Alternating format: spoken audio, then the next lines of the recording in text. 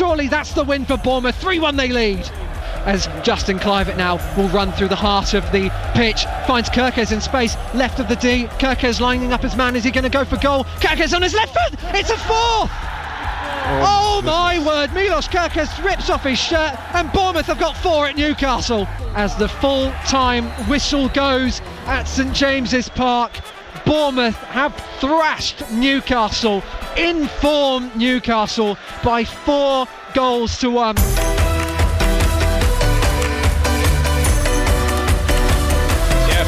Win against Eddie Howe's side, a hat-trick for Justin Clivett, a game that stretched the Cherries' run to 10 unbeaten and ended Newcastle's run of 9 straight victories. The players are on their way out in just a second. Don't forget, by the way, we have live updates of Women's Super League 2 action involving Southampton and Portsmouth this afternoon. Both sides at home. Saints at St Mary's against Bristol City. Tom Murray is there giving us updates into the Cherries commentary. Pompey women hosting Sheffield United, and Janet Gaggill is there at Fratton Park as well. And we've got our eyes on Hampshire's women in the One Day Cup final.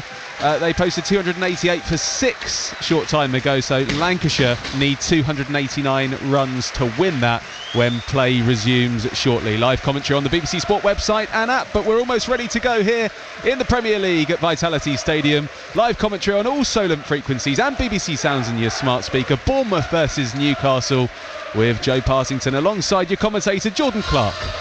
Jono, thank you very much. The players out on the pitch. We could well see a 4th consecutive Premier League win for Bournemouth for the first time at the start of a season this afternoon. It has been a record-breaking start to this campaign, and they face another tough test in the form of Eddie Howe, their former managers, Newcastle United, this afternoon, who do come into the game, of course, off the back of a Thursday night Champions League defeat at home to Barcelona.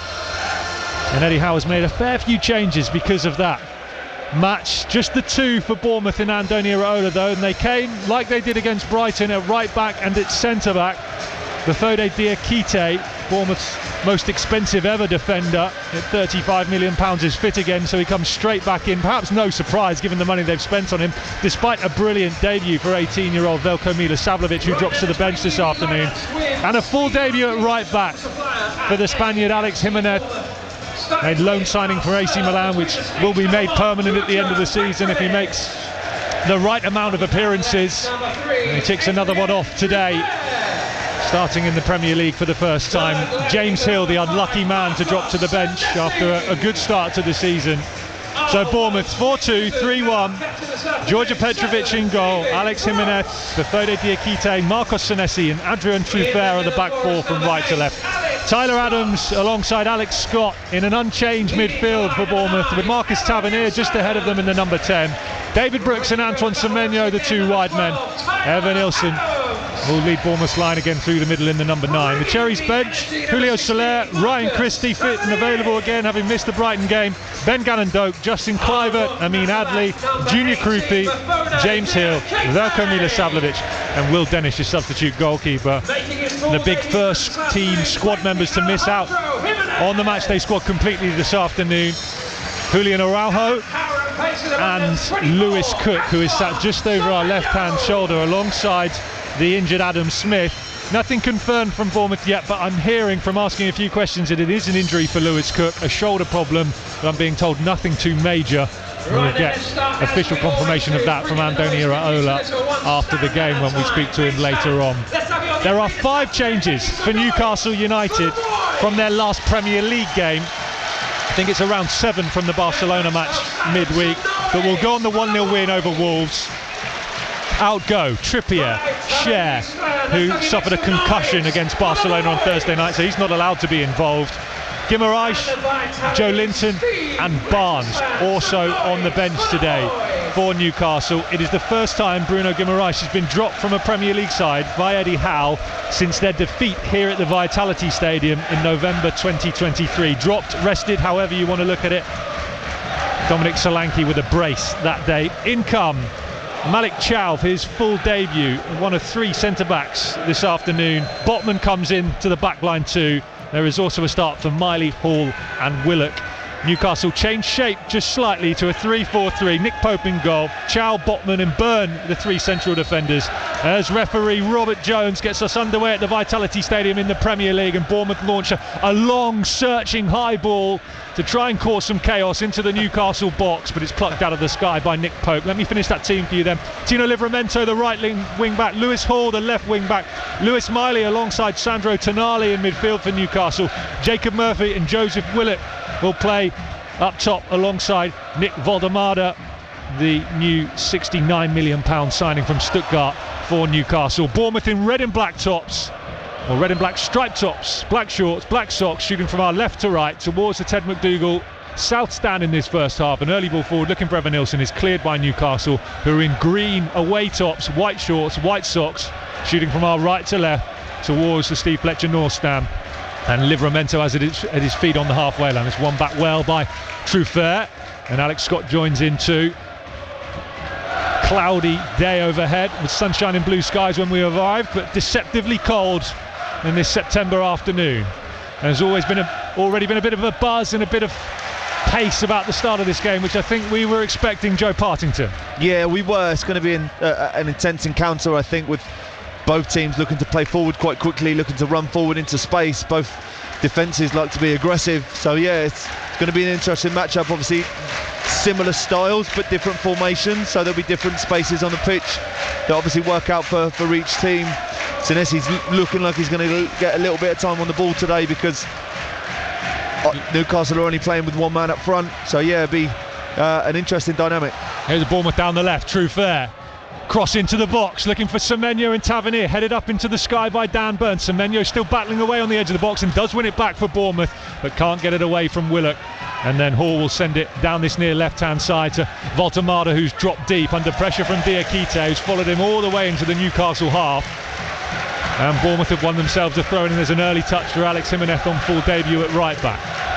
Square ball from Diakite from right to left into the centre circle. They'll go back to Senesi, who immediately again looks up for that diagonal ball into the Newcastle half, but decides against it and goes short and square out to this near right hand side, where Andoni Iraola is on the edge of his technical area alongside Eddie Howe.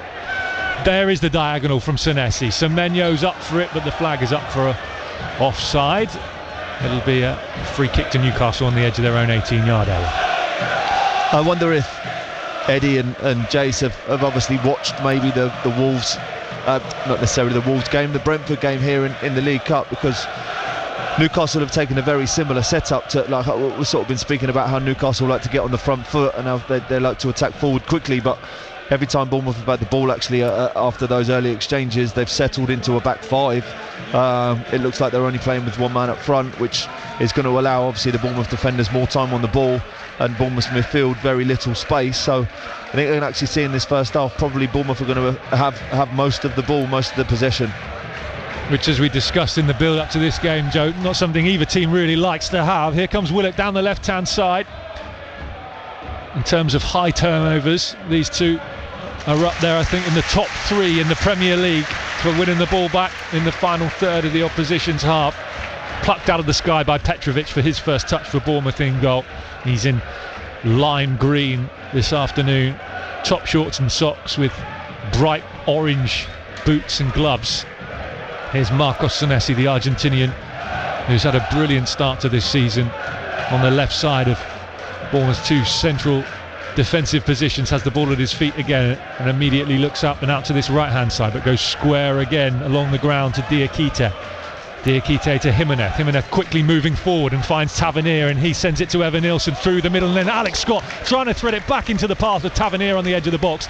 It's cut off by Newcastle, but you heard the ooze of the home fans around us in the main stand, because that very nearly sent Evan Nilsson and Tavernier through on goal as Bournemouth try again through the middle. Here's David Brooks, who's just drifted in from that left flank, finds Tavernier on the edge of the box. Foot in there from Chow, Newcastle's new centre-back. It's back with Bournemouth now, and Tyler Adams, and Newcastle send all 11 men back deep behind the ball. Here's Marcos Senesi on the halfway line. 1-2 with Alex Scott.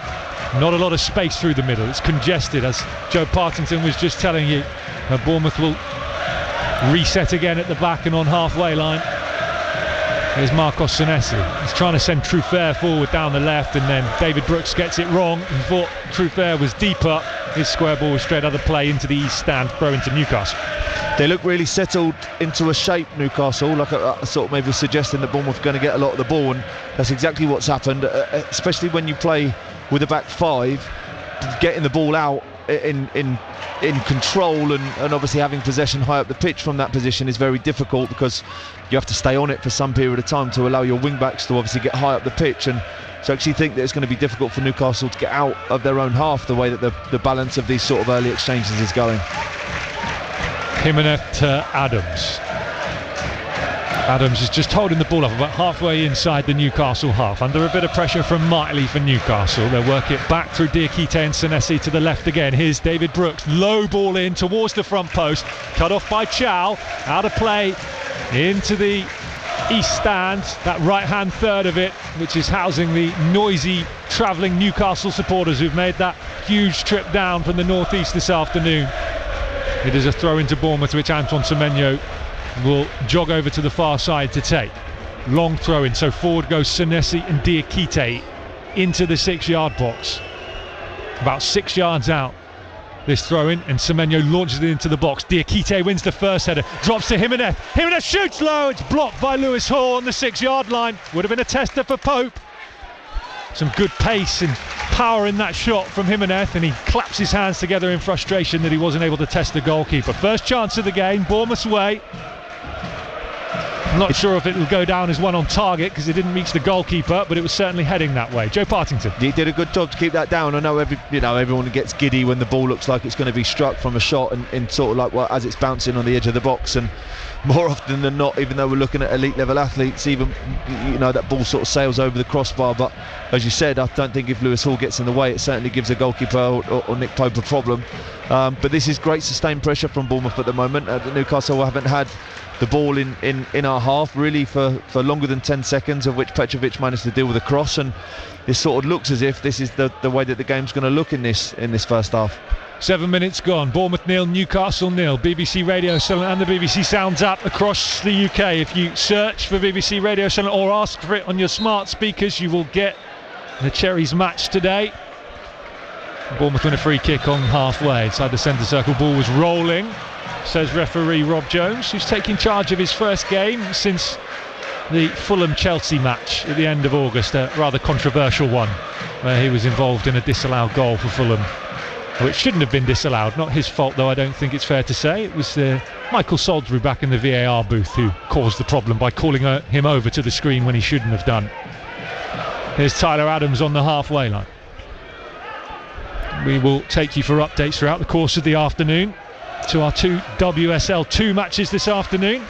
Pompey women and Saints women in action. Here come Bournemouth into the box. David Brooks, right side of it, trying to sort his feet out. Cute back heel. Tyler Adams shoots, saved by the feet of Nick Pope, and he clears the 18-yard area.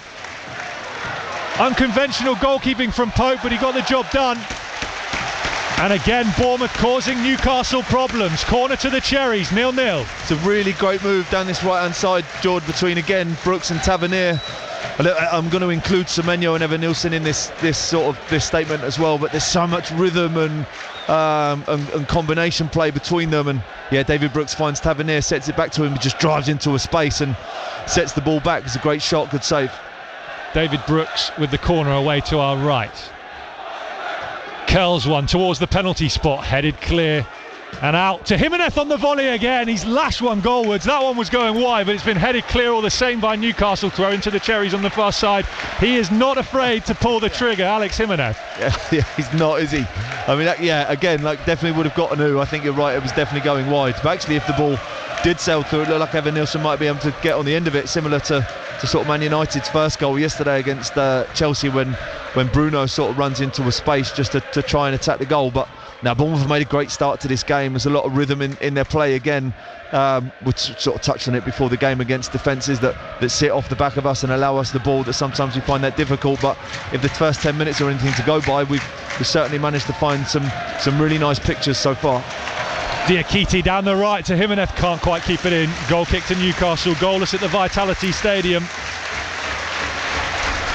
Long old weekend of sport on BBC Radio Solent. We brought you defeats yesterday in the Championship for Southampton away at Hull 3-1 and Pompey 2-0 at home to Sheffield Wednesday. Reaction to both of those games available right now on BBC Sounds. If you search for your side, you can find interviews with Will Still and Jack Stevens from a Saints point of view. You can also find an interview with a very unhappy John Messino, the Pompey boss, following their 2-0 defeat, and Mackenzie Kirk as well after his debut for Pompey. Not a great clearance from the back from Petrovic for Bournemouth up towards halfway. He got enough luck that there were no players around, and it rolled all the way to the halfway line, and Newcastle have it in their back line again through Botman. Forward to the Italian Tonali. Drifts into the Bournemouth half with the ball at his feet.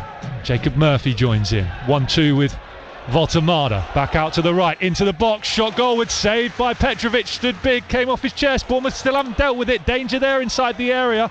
Lewis Hall brings it under control, just on the top of the box. And now Bournemouth do get men back in numbers, but danger is still on the edge of the area. And Miley sends it out to the right, and Livramento, 1-2 with Murphy. Murphy joins in again and tries to lift the ball over the top of David Brooks to Livramento. Brooks gets a foot on it behind, first corner of the game for the visitors. Just goes to show how dangerous Newcastle are, Jordan. I know they've soaked up a lot of pressure in this first 10 minutes, but as soon as they manage to find a ball through the lines in sort of that defence to midfield space, they're on the attack. And we've got another great save from Petrovic. Always does sort of what's asked for him when needed so far this season. That was off the right thigh of Petrovic. Both goalkeepers saving with their legs at either end. Nick Pope.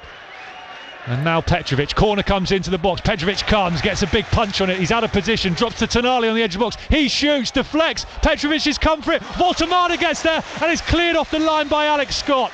Flag was up for offside. Probably wouldn't have counted anyway. Alex Scott wasn't to know. Still 0-0. Free kick to the Cherries. All action, end to end, pace and tempo and rhythm, as Joe Partington's been telling you. Great Premier League game so far. Yeah, I mean, really good, really great start to this game. And as you say, Petrovic and Alex Scott certainly weren't to know that Voltemada was offside, and Alex Scott does a great job of protecting his goalkeeper and getting back on the line. But yeah, like we're saying, Bournemouth in control of this game, but Newcastle are dangerous, and those transitions I know that Bournemouth have had most of the ball, but Petrovic sort of gives a bit of a messy back pass back to Newcastle. They found a couple of passes and we're in on goal. So yeah, we've got to be really careful in those transitions that we don't give up space to Newcastle, because they can always hurt you. Bournemouth trying to play through the lines to Scott and then send it out to the right hand side, and Semenyo's with a lovely touch to the byline, looks up, crosses early to the front post. Nick Pope's there, gathers it into his stomach. Evan Nilsson was lurking but couldn't get quickly enough to that front post to cause Pope any problems. Bournemouth 0, Newcastle 0. BBC Radio Solent and the BBC Sounds app across the UK. Nick Pope all in blue, baby blue this afternoon, drops the ball to the deck and then launches it into the Bournemouth half. Trufair and Tyler Adams get themselves in a bit of a mess, and here come Newcastle through the middle, and Jacob Murphy, edge of the box, left-footed shot, sliced wide, goal kick to the Cherries. But that's going to be a real big feature of the game, Jordan, is that in those transitional periods, like at the ball sort of bouncing around there, and Nick Pope and Botman, to be fair, from goal kicks have tried to find Voltemada, and why wouldn't you? He's 6'5", 6'7", so yeah, he's causing obviously some disruption. Even though Diakite won the first pass, it's not always about that first ball, it's certainly what happens off the back of that. And Newcastle have found a couple of opportunities so far off the back of transitions and turnovers, so yes, that's going to be I think a real as it usually is at this sort of level, but those transitions are going to be a really important part of the game. Still feels so strange to hear Eddie Howe's Barmy Army ringing around the Vitality Stadium coming from the away end. The North stand here responds with Iraola's Barmy Army. Here are Bournemouth on the halfway line, one back by Diakite. Semenyo, square ball to Tavernier, about 25 yards out, central position, shoots left-footed, charged down by Tonali. Ricochets out to Trufair down the left for Bournemouth. He's got David Brooks ahead of him and finds him with the ball along the deck. And they just stop and reset and slow things down again. Newcastle again with all 11 men back behind the ball. Here's Diakite. Bournemouth work it out to the right, and Jimenez square, Tavernier, room, edge of the box, left foot, looks up, lovely little lay into Evan Nilsson, square to David Brooks, who side foots it in. There's a flag up for offside. They'll check it in Stockley Park. Bournemouth may have an open up. but there doesn't look like there's a lot of confidence amongst David Brooks and Evan Nilsson down on the pitch at the moment. Let's wait and see. 1-0 maybe. He's not offside there, obviously, for the third. Yeah, he's offside. Second pass. Offside, yeah. Evan Nilsson to Brooks. Brooks is offside. But really nice piece of play again from Bournemouth, obviously, even to create the opportunity to begin with. Jimenez has started this game really, really well, and again, encouraging signs. I know that it was a talking point before the game of him coming in for James Hill off the back of two good performances, sort of plugging in for Adam Smith off the back of his injury, but he's had a great start to the game. And again, Tavernier finding these spaces beyond the midfield in front of the defence that's so difficult to pick up. I actually think that he was going to have a shot. I think maybe if his first shot didn't get blocked, then he might have taken another one on then. But yeah, Bournemouth look dangerous. They look really dangerous. But as we always say, Newcastle have got players on the pitch that can hurt us, so we've got to be careful that we don't get too comfortable. I've only just confirmed the goal needed to be disallowed for offside. You heard how quickly we saw the replays on our screen. I don't know why it took them so long to decide that back in Stockley Park, but we are about underway, and Bournemouth are driving down the right again, and Semenyo and Tavernier are linking up again. Here is Tavernier, right side of the Newcastle box, causing Newcastle problems. Lewis Miley gets a foot in there but can only put it behind for another corner to the Cherries. Set piece coming up. Can they make one of them count? Bournemouth have got so many different ways to hurt you at the moment. And what's great to see, George, is that Semenyo picks the ball up for the air on the halfway line and just starts driving. He's got it in him to be direct, as is Tavernier. But actually then when the game becomes about small spaces and being under pressure, they're able to find those passes as well. There's really, really no way to... I take it back. That offside was a lot tighter than we thought. I've seen the semi-automated offside. Corner comes in. Brooks into the box. It's under the crossbar, headed up into the air. Nick Pope claims and plucks the second ball out of the sky. I did not think it was that close. No, nor me. The angle, obviously, that we got, Jordan, on this television screen in front of us after, it looked like it was about a yard, but it was about a toenail. I apologise to Matt Donoghue back at Stockley Park, VAR this afternoon, for taking his time over that. You can understand why now. It's pretty much the big toe, I think, of David Brooks, which has cost him a goal there. Would have been his first of the season, and Bournemouth are pressing well again around the halfway line. Jimenez, Adams, Scott hunting in packs, but free kick given away. Lewis Hall bundled over, and they take it quickly back to the Newcastle skipper Dan Burn. Here's Botman just outside the D. Newcastle sort of settle into this game a little bit. They're trying to find some, albeit all their passes are inside their own half. Nick Pope's just gone long now to the centre forward. Senesi does really well again just to step in front of him and win the ball. But the more that Newcastle try and play these smaller passes, the more I think it actually suits Bournemouth, because as everybody knows, we're at our best when we're trying to win the ball back high up the pitch. Ball's down this near side, the Newcastle left. Hall's just away from Adams, who bundles him over. And it's a free kick to Hall. Second free kick he's won in a short space of time. Eddie Howe, Jason Tyndall out on the edge of their area. We will get to the game between Pompey women and Sheffield United in a moment. In fact, let's go there now while we have a pause for this free kick. WSL 2, Pompey women against Sheffield United, and Janet Gadgill. And it's advantage Portsmouth, their first league goal this season, coming in the 11th minute. A lovely free kick about 25 metres out on the left-hand side. Meg Hornby floating the ball over keeper Charlotte Parker-Smith. It's Portsmouth 1, Sheffield United 0. And Jana, thank you very much. We've got Saints women in action against Bristol City 2, also in WSL 2. Tom Murray's there. We'll head there as soon as there are any goals, and we'll keep a close eye on AFC Bournemouth's game against Cheltenham, the women, as the ball gets launched into the Bournemouth box. Not dealt with first, but then Marcus Senesi with an overhead kick to clear the Bournemouth 18-yard line up towards halfway, and Tyler Adams is pressing Nick Pope, who's come a long way out of his box, to receive that ball to his feet. Newcastle work it down this left-hand side. Jimenez gets across well. They puts Miley under pressure, and Alex Scott, in a right-back position at the moment for the Cherries, is able to bring the ball under control. But immediately he's pressed by Willock, and they go back to Petrovic, the Bournemouth goalkeeper, and they'll send it up to halfway. There's so much pace to this game, I'm struggling to tell you anything else at the moment. So Bournemouth women at home to Cheltenham Town women. That was a 2 o'clock kickoff at Ringwood, 0-0 at the moment in the Southern Premier Division, the Women's National League. They've got off to a brilliant start since promotion, have the Cherries, as Bournemouth send a long ball forward. The men do here at the Vitality Stadium, looking for Evan Nilsson, and it's brought under control on the edge of the Newcastle box by a combination of Botman and Byrne, and Miley sends it out to the right and finds Tonali on the halfway line. Here's Murphy, square ball infield for Livramento.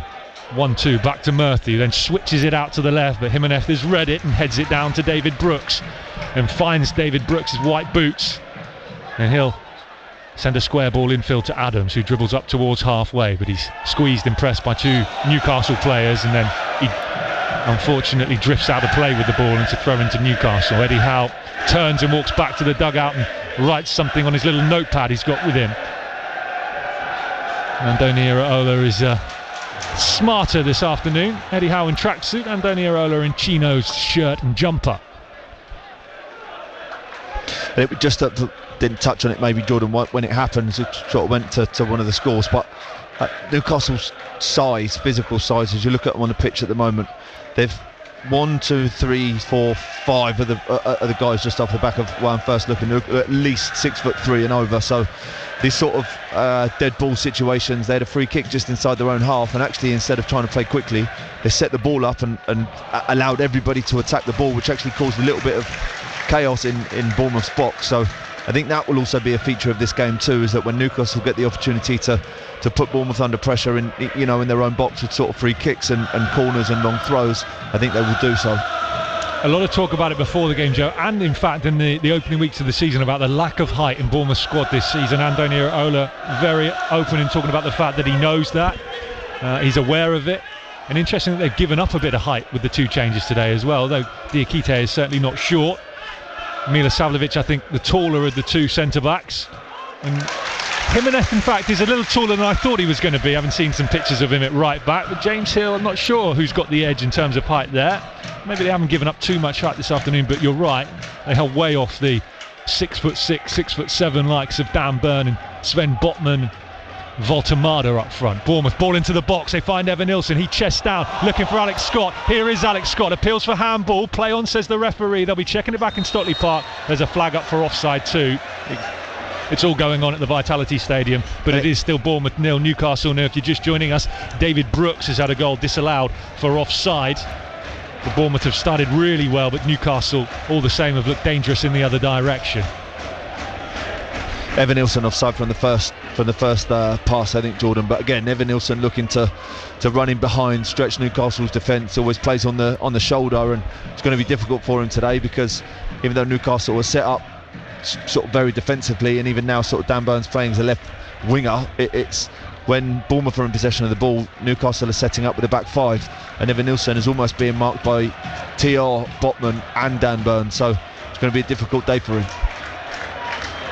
They are, Bournemouth, unbeaten in their last 6 in the Premier League against Newcastle. They have a really good record against Eddie Howe. Bournemouth trying to win it back high. Voltemada against Truffert. Truffert does well.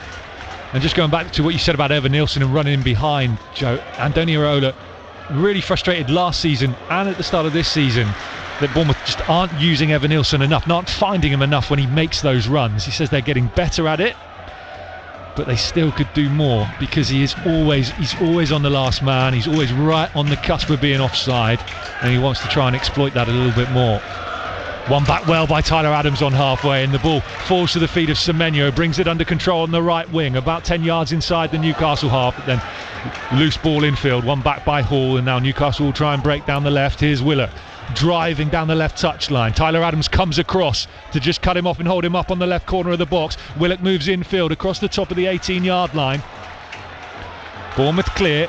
Dan Burn sends it back out to the right on the halfway line. He finds Mike Chow. Chow with a square ball infield to Tonali, halfway inside Bournemouth territory. 0-0 at the Vitality Stadium, halfway through the first half. BBC Radio Solent, and you can listen this afternoon on the BBC Sounds app and your smart speakers across the UK. Here's Botman, sends it out to the left along the deck. Bit of pace on the ball in the pass to Hall. Jimenez immediately on top of Hall, and he forces Hall to go back to the halfway line. Chow forward, looking for Murphy. Lovely touch from Murphy, and he links up well with Voltemada. Murphy, right side of the Bournemouth box, held up by Truffert. Marcos Senesi gets a foot in. Square ball, edge of the area. They find Miley. Miley's just held up by a Bournemouth backline. Here's Tonali, long range effort over the bar into the north stand. Goal kick. Bournemouth 0, Newcastle 0. You can't take your eyes off this game for a second. No, you can't, George. It's a really well balanced game actually, and the balance of play keeps swinging from one side to the other. I think Bournemouth obviously in these probably opening 15 minutes have most control over the game, but Newcastle have really come into it now, and yeah, it's not necessarily basketball, but it certainly is an intense encounter that no one can really get hold of at the moment. Both teams with the pace and ability to turn defence into attack in the blink of an eye. I literally try and look down at my notes in front of me for a second, and I look up and the ball's at the other end of the pitch. That's where I'm relying on Joe Parting to just give me a nudge and be like, concentrate. Senesi, diagonal bar to this right hand side, he finds Tavernier. Tavernier does really well to control it out of the sky at full stretch. He's just held up on the touchline, about 18 yards from the Newcastle goal line. He does well and sensibly, just calmly with the square ball in to Adams, and here's Senesi through the middle. Tavernier, edge of the box now, just outside the D, works it to the right, and Jimenez looks up, early cross, charged down by Willett. Throw into the Cherries. Senesi again for Bournemouth is really dictating those passes that ultimately end with Bournemouth sustaining and beginning attacks. Like the first pass there, obviously a diag to Tavernier, which was a really well-timed run, but obviously Senesi has to have the quality to find him, and then again when the ball rotates back out, Senesi's able to break through the lines and find that pass into Semenyo. Semenyo, long throw into the box, looking for Senesi, comes out to Scott on the volley, over the bar, well over the bar, into the advertising balls at the top of the south stand. Goal kick, 0-0 still. I think that's a really good chance, George, to be honest. I know the ball bounces up in front of Alex Scott, but a player with his quality, I think that technique he's got in the bag, we're about to see it back. The ball is sort of inside the D on the edge of the box, and as it bounces out to him, yeah, if he just gets his head over the ball maybe and strikes through the middle of it instead of at the bottom, that would have been a really good opportunity for Bournemouth. And good Selway's body language afterwards, he was really disappointed, as he probably should be. Goal kicks launched long by Pope, but one back by Bournemouth. Tavernier on halfway, he's looking for Semenyo. Chow comes across to cover, and Pope comes a long way out of his box again and side foots it straight out of play, taking no risk for a throw into the Cherries. About 25 yards out, down this near right hand side. Jimenez will take it. The Spaniard goes back to Diakite on the halfway line. Square ball in field to Senesi. Senesi forward to Adams. Adams looks for Jimenez down the right hand side again. Back to Diakite. Ball's inside the centre circle with the Argentinian Senesi. This time they'll work it to the left. Most of it has come down the right for Bournemouth, but Brooks and Truffert linking up well again. Here is Brooks, just outside the box, left side of it. Backwards and through the middle to Adams, and then Truffert tries down the left again. Square ball infield to Scott. Senesi will deliver into the box. Curling ball headed away by Dan Burn. Headed clear by Newcastle, but only as far as Alex Scott, halfway inside the Newcastle half. Now David Brooks again down that far left-hand touchline. 1-2 with Truffert, goes down, free kick to the Cherries in a really dangerous position, left side of the box. A chance to test Newcastle's back line again. Been really encouraged so far, Jordan. I know the game is swinging, as we said, obviously in each favour of each team, depending on where the ball transitions from one to the other, but been really encouraged by the signs that Bournemouth are showing when Newcastle have got all their players behind the ball and Bournemouth have got controlled possession, because yeah, as we've sort of said or touched on, that historically Bournemouth have found that difficult, but they seem to have a real nice rhythm at the moment, and the combinations of Brooks, Evan Nilsson, Tavernier and Semenyo are really working well, especially on that left-hand side between Truffert and Brooks. It's really nice balance between the two of them. If you saw Marcus Rashford's header for Barcelona in the week, you'll know that Bournemouth want to fizz this in with a bit of pace, because if you float it in against this tall back line for Newcastle, they'll probably gobble it up. It's Scott and David Brooks who are the right and left-footed options. About 22 yards out, left side of the box, left-footed. Brooks fizzed in towards the back post, bounces inside the 6-yard area. It was Newcastle defenders who got themselves in a bit of a mess, I think, Tonali and Botman, and they've just smashed it clear and out of play for a throw into the Cherries by the corner flag away to our right-hand side. It's a great ball in, as you said. He called it, Jordan, before David Brooks even took that. The kind of style of free kick that he had to take to get anything out of this Newcastle back line. They're so big and strong, and they're so tight together. I think it's going to be really difficult for Bournemouth to score a goal from across today, obviously just because of Newcastle's physical presence. But if you can wrap the ball in front of them or just in between them as quickly as David Brooks just did, you might be able to get some joy. Play just held, and I think that must have been for some kind of VAR check, but not clear why or what up on the big screens. Throw into the Cherries, we get back underway now. Semenyo, long throw into the box. Diakite heads it back towards the edge of the 18-yard area. Tyler Adams puts it back into the danger area. Newcastle clear, and the ball's on the halfway line now in true fair. We will get you to St Mary's in a moment. There's been a goal in the game between Saints Women and Bristol City, I think, but at the moment this is just impossible to step away from, with the speed at which both teams go on the attack.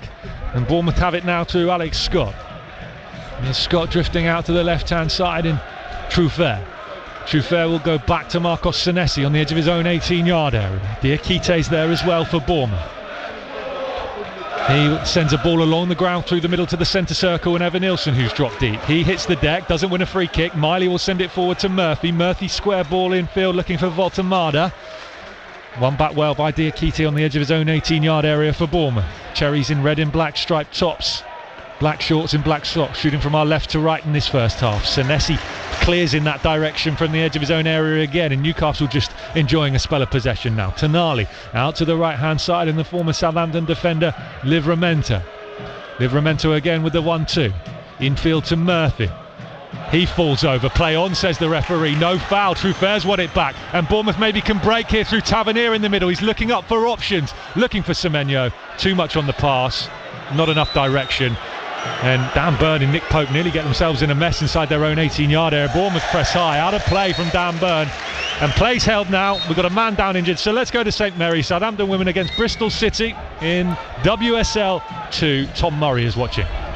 Well, Jordan, we've had everything but a goal, but it's been a fantastic start for Southampton. Ellie Brazil and Abby Ferguson on the right-hand side, causing Bristol City no end of problems. They came closest through Michaela McAloney around 12 minutes into the game, where she was put through on goal by Atlanta Primus, but was unable to keep her left-footed drive from going over the bar. Bristol City, their chances have been few and far between for them. Rio Hardy, their number 9, will be really relieved to see the offside flag go up after a cut back to her from about 4 yards out, missed the ball completely, so her blushes have been spared. Southampton though in the ascendancy, we just haven't had a goal yet. 0-0.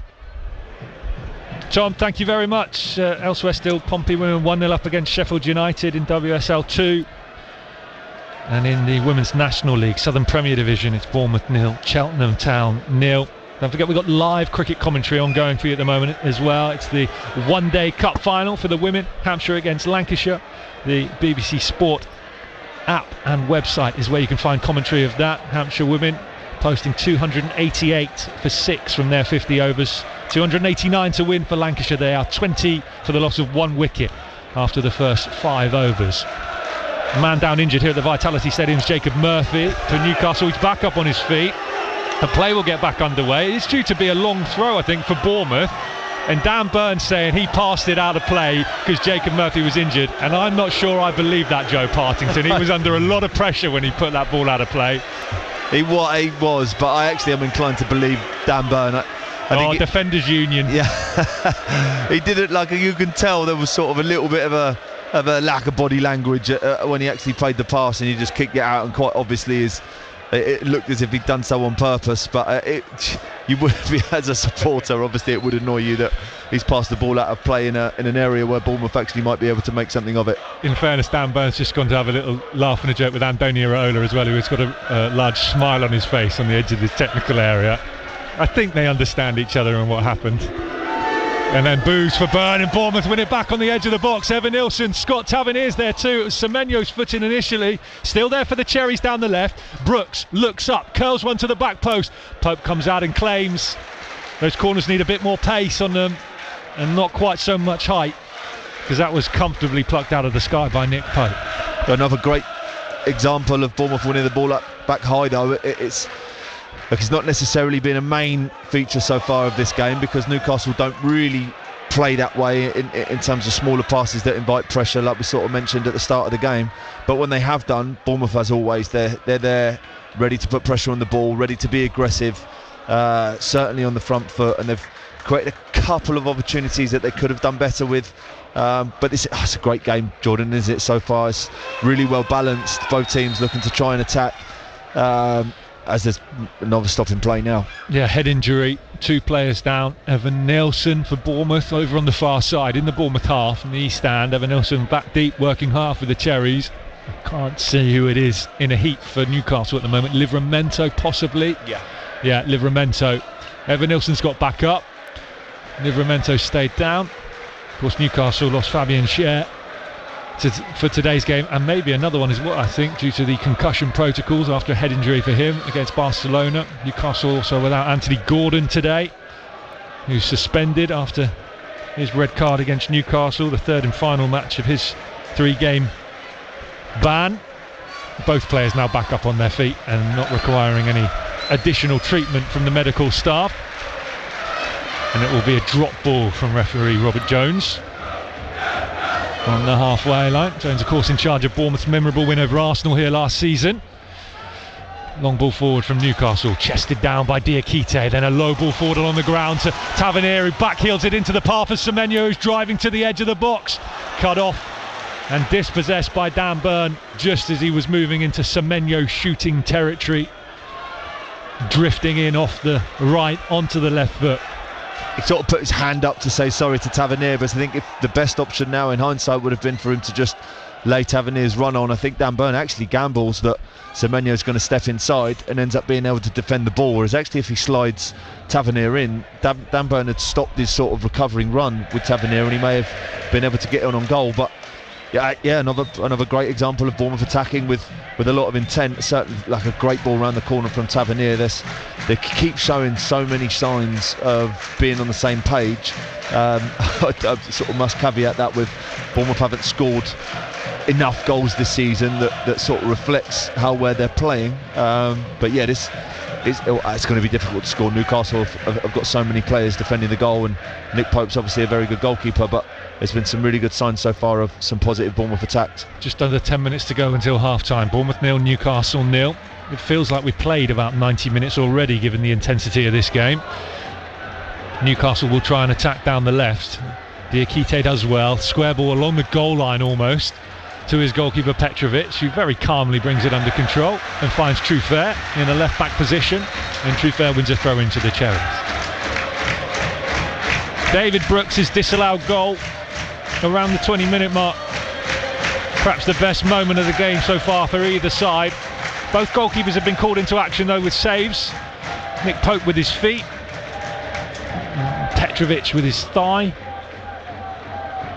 and Senesi just smashes one, no nonsense, Avett style, into the Newcastle half, and the ball bounces. I wonder if young people know Avett, if they know that as a reference. It was the TV advert, right? Yeah, Peter Kay? Yeah, Peter Kay, and I think it was like John Smith's or something like that. But like young people wouldn't know. Like you said that just now. Obviously, young people listening probably wouldn't even know what you're on about. What do you class as a young person these days? Anything post 2000, I guess. Most of the footballers out there on the pitch then, which makes you feel old, doesn't it? Yeah, they wouldn't know what you're on about. Marcos Senesi, I'm pretty sure, from the South American upbringing he has no idea what Avett means, but that was certainly what he just did. Free kick to Newcastle, halfway inside their own half, which Nick Pope will come out of his box to take.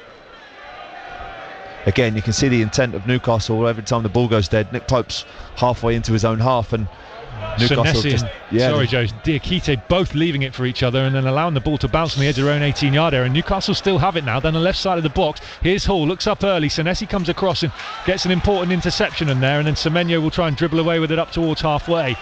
He just runs into a wall of green shirts, and Newcastle have it again through Chow inside the centre circle. Sorry, Joe. No, all good. Just sort of suggesting that Newcastle are making it really difficult from those dead ball situations, and Automata actually is right side of the Bournemouth box to the byline, low cross in straight into the arms of Petrovic. He's pretty mobile, isn't he, for 6'6", 6'7", Voltemada. And Dan Burn falls over at the other end, heading it out of play. Oh, and Evan Nielsen wanted to take it quickly with Tavernier, but he's got the pass, the rugby-style pass to Tavernier wrong, and he's launched it over Tavernier's head. The Under Armour was a little too powerful from Evan Nielsen there. I'm not sure what in his credit, or to be fair, I don't know where Tavernier was going to throw that ball, even if he did catch it. So, but again, like you sort of see the enthusiasm from Bournemouth players to want to restart the game quickly. They're sort of running toward balls to put their hand on free kicks and play. They want to sprint to throw-ins to get the ball back in play quickly, and that's been a real staple of their game so far. Is it in sort of that momentum and that front foot aggression, and to be hoping to create an opportunity now. Jimenez down the right, he looks intent on slamming one into the top corner this afternoon at some point. Tavernier launches one over the top, looking for Evan Nilsson, who turns and applauds the Bournemouth number 10. In terms of position this afternoon, it was just a little bit too much on it from Tavernier, and Newcastle will reset and clear, but to no one in a green shirt, and all the way through to Georgia Petrovic in goal for Bournemouth. Senesi with the diagonal ball from left to right, looking for Semenyo. A rare poor touch from Semenyo at full stretch. He couldn't keep that one in with his orange boots. It skims off the top of where you would normally have laces. I don't think they have laces on football boots these days. Not cool enough. And out of play, throw in. Well, most to do. Newcastle. Most do, George, but Semenyo's actually. Yeah, you're the man to ask. Yeah, I'm that guy. Most do, but Semenyo's don't. I think Adidas are the only brand, one of very few brands at the moment that make boots laceless, and Semenyo seems to be a fan of them because he's got them on. Livramento down the right for Newcastle. He gets all the way to the Bournemouth box, marked closely by David Brooks to the byline, stabs one up to the back post. Jimenez gets there and wins the header above Willock, and then clears up towards halfway. Did really well under pressure there, the young Spaniard. Another who just looks like he's been playing in the Premier League, and I know we've only had 41 minutes of his full debut, but he looks like he's been playing here for a few years already. Yeah, he's done well. He's really, like, when he's been called upon, he's done really well defensively. He's had a couple of nice moments on the ball and found some good passes, and there's sort of couple of early volleys that got the fans maybe on the edge of their chairs for no reason. But he's he looks like he's a good player, and another let's just call it how it is. So far, he's just another really good addition into this Bournemouth team. Couple of loose passes from either side there. Newcastle have it now. Voltemada does well to send it out to the right, and Murphy cross to the back post, looking for Willock. Too much on it, but he does keep it in, does Joe Willock. And here's Lewis Hall, about 20 yards out, left side for Newcastle, down in front of the main stand where we're sat. And they go back and reset for Botman, and there's just a rare brief pause in play as Botman puts his foot on the ball. Not seeing too much of that this afternoon. 4 minutes to go, in fact 3 minutes to go plus stoppage time until the break. Time to start thinking about your thoughts on this first half. Jono Holmes would love to hear from you. He's here in the press box at the Vitality Stadium at Solent Sport on X, on social media. 08000 321 333 on WhatsApp. Make Solent the first word of your message. If you're WhatsApping Jono, or if you're texting him, the text number is 81333. Those also need to start with the word Solent. Don't forget they'll be charged at your standard network rate. Talk to him about the end-to-end game so far, about the Bournemouth setup, about the changes, about the full debut for Alex Jimenez, about where you think the breakthrough might come from, about any substitutions you might like to see early in the second half. Long ball from Bournemouth all the way to Pope in goal for Newcastle. Newcastle in green change kit this afternoon. Send the ball from our right to left into the Bournemouth half. It's cut off by Truffert. Alex Scott has it at his feet now, under a bit of pressure from a couple of green shirts. He goes back to Truffert, who then finds Petrovic, and Petrovic, good distribution again from the Serbian, up towards halfway and out to this near right hand side, and Dan Burn all over Antoine Semenyo. Been having a good battle this afternoon, and Semenyo wins a free kick on that occasion, and long overdue as far as the home fans in this main stand are concerned. And then I've missed that, but I'm assuming Dan Burns gestured maybe to someone or something. I'm not sure, I didn't see it either. But there's a lot of those good matchups all over the pitch today, George. I think Voltemada and Diakite and Senesi is a really good matchup. Semenyo and Lewis Hall and Dan Burns a really good matchup. Evan Nilsson versus Botman's a really good matchup. It's a really interesting game. It sort of hangs on a knife edge, actually, considering we haven't had loads and loads of chances, if sort of really any. It's still a really entertaining game so far, and one you can't really take your eyes off. Newcastle's first two away games this season have finished 0-0, away at Villa and away at Leeds. Not since Leicester in the 1970s as the team started in the top flight with 3 consecutive away 0-0s. So that tells you maybe we'll get a goal today, hopefully. That's a great stat, George. It's not mine, I can't take any credit for it. I just read these things out. Long throw-in down the left-hand side. Say a big thank you to Chris Collison, who compiles the stats for the BBC and sends them around via email before every game. And Tyler Adams is down injured on the halfway line. He's taken a knee in the back, maybe. Well, I mean, Bolton Marden's that tall, yeah. His knee comes up to sort of Tyler Adams' back, so he's probably just ran into him, and that's where Tyler Adams has sort of received the contact. But whilst I'm sort of talking about Senesi and Diakite being aggressive and being able to sort of get around Voltamada and making his life difficult so far, Tyler Adams, as he always does, is doing a really good job of defending from the front, and he's nicked the ball countless times so far this half. It's not really been mentioned, as he very rarely does, but he's doing a really good job of protecting that Bournemouth backline. As you may have picked up from Michael Botto in the background there. Botto, of course, who celebrated 500 games on the mic for Bournemouth against Brighton last time out. Congratulations to him for that big milestone. As confirmed, there are 4 minutes stoppage time, which we've just ticked into here. Bournemouth 0, Newcastle 0. BBC Radio Solent and the BBC Sounds app. Lots of great content up on BBC Sounds at the moment, especially from a Bournemouth point of view. If you search for Bournemouth while you're there, please do hit subscribe and make sure that you've got notifications turned on, because as soon as anything gets uploaded to our Cherries page on Sounds, you'll get a notification that's available to listen to. Bournemouth send a long ball forward to the edge of the Newcastle box. It's cut off by the Geordies, but then Jimenez down the right gets another cross in. It ricochets up into the air. Jimenez wins a second header. Evan Nilsson now on the edge of the box, nods it down to Tyler Adams and back towards the halfway line. But Adams sends it to the right, and Tavernier throw in to the Cherries, which probably should have been a Newcastle throw in. Taken quickly, and Diakite finds Alex Scott. Lovely turn by Alex Scott away from Tonali, but then he runs into Chow on the edge of the box, and then Newcastle give it away. Scrappy game at the moment in stoppage time at the end of the first half. Neither team able to hold on to the ball, and Bournemouth attack down the left again, and Truffert charges down Murphy, and it goes out for a goal kick to the visitors.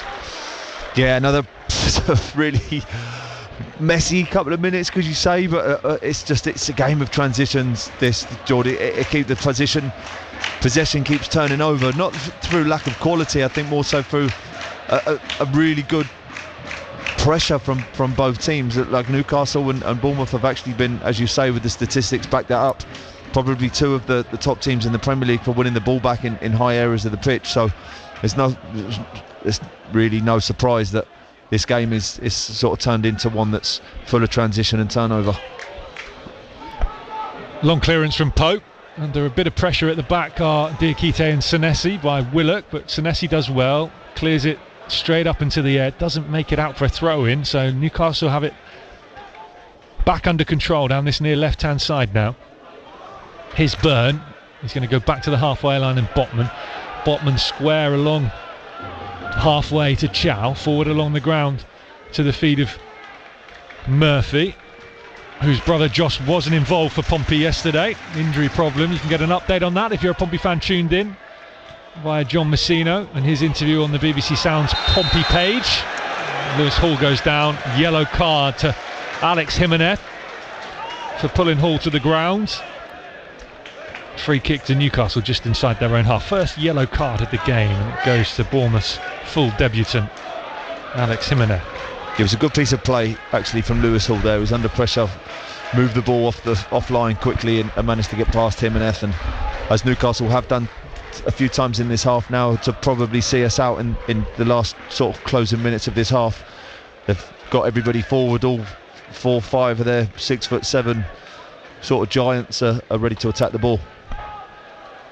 That attacking line or the defensive line, whatever way you look at it, halfway inside Bournemouth's half. Hall goes diagonal from left to right to the edge of the box, headed down one by Bournemouth, and David Brooks is there for the second ball, and he will clear up to halfway. Here's Lewis Hall inside the centre circle, unmarked, so has time to look up and pick his delivery towards Dan Byrne on the edge of the box, and Byrne is penalised again for aggressive play, wrestling with Diakite and with Jimenez. Free kick to the Cherries on their edge of their own 18-yard area. We had the 4 minutes of stoppage time at the end of this first half. It's been all action. It's been end to end as the half-time whistle goes, but it's still Bournemouth 0, Newcastle 0. David Brooks with the ball in the back of the net around the 20-minute mark, disallowed for offside. It looked the long way offside, but was actually pretty close in the end, as we got a glimpse of the automated offside decision. But promising signs from the Cherries again, and at the same extent they've had to be alert to Newcastle's attacking threat at the other end. Joe Partington, your first half assessment at 0-0. Well, really can't build a strong opinion, Jordan, on the way that I think this game is going to go. I think that Newcastle, what we probably will see from Newcastle in the second half is changes, and their strongest players are actually currently on the bench, so that will shift how the game is flowing. But both teams have looked to attack and win the ball back high. Both teams have sort of managed to cause somewhat problems without actually creating any proper goal scoring opportunities. David Brooks' goal that was ruled out for offside was much closer than what you and I first had it down as, but it's just a really well matched game. It's two football teams that are really close in terms of ability and sort of different formations that are creating different problems for each team. But yeah, really well balanced game so far. More from Joe Partington to come in the second half. During the break, your messages please at Solent Sport on X for your reaction to that first 45. 08000 321 333 on WhatsApp. Make Solent the first word of your message. 81333 on the text. Start those with the word Solent to half-time scores from elsewhere to come with Jono Holmes. But at the break at the Vitality Stadium in the Premier League, Bournemouth 0, Newcastle 0. This is BBC Radio Solent Sport.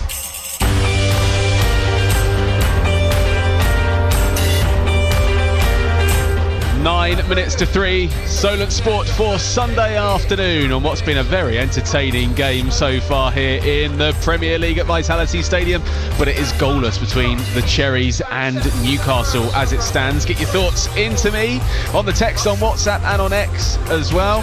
Thanks very much. Alan says great first half for Bournemouth, keep pushing in the second half and the goals will come. Gordon says our final pass seems to be letting us down, need to find the net, not really tested Pope as of yet, need to score early as I think Newcastle will bring on their big guns in the second half.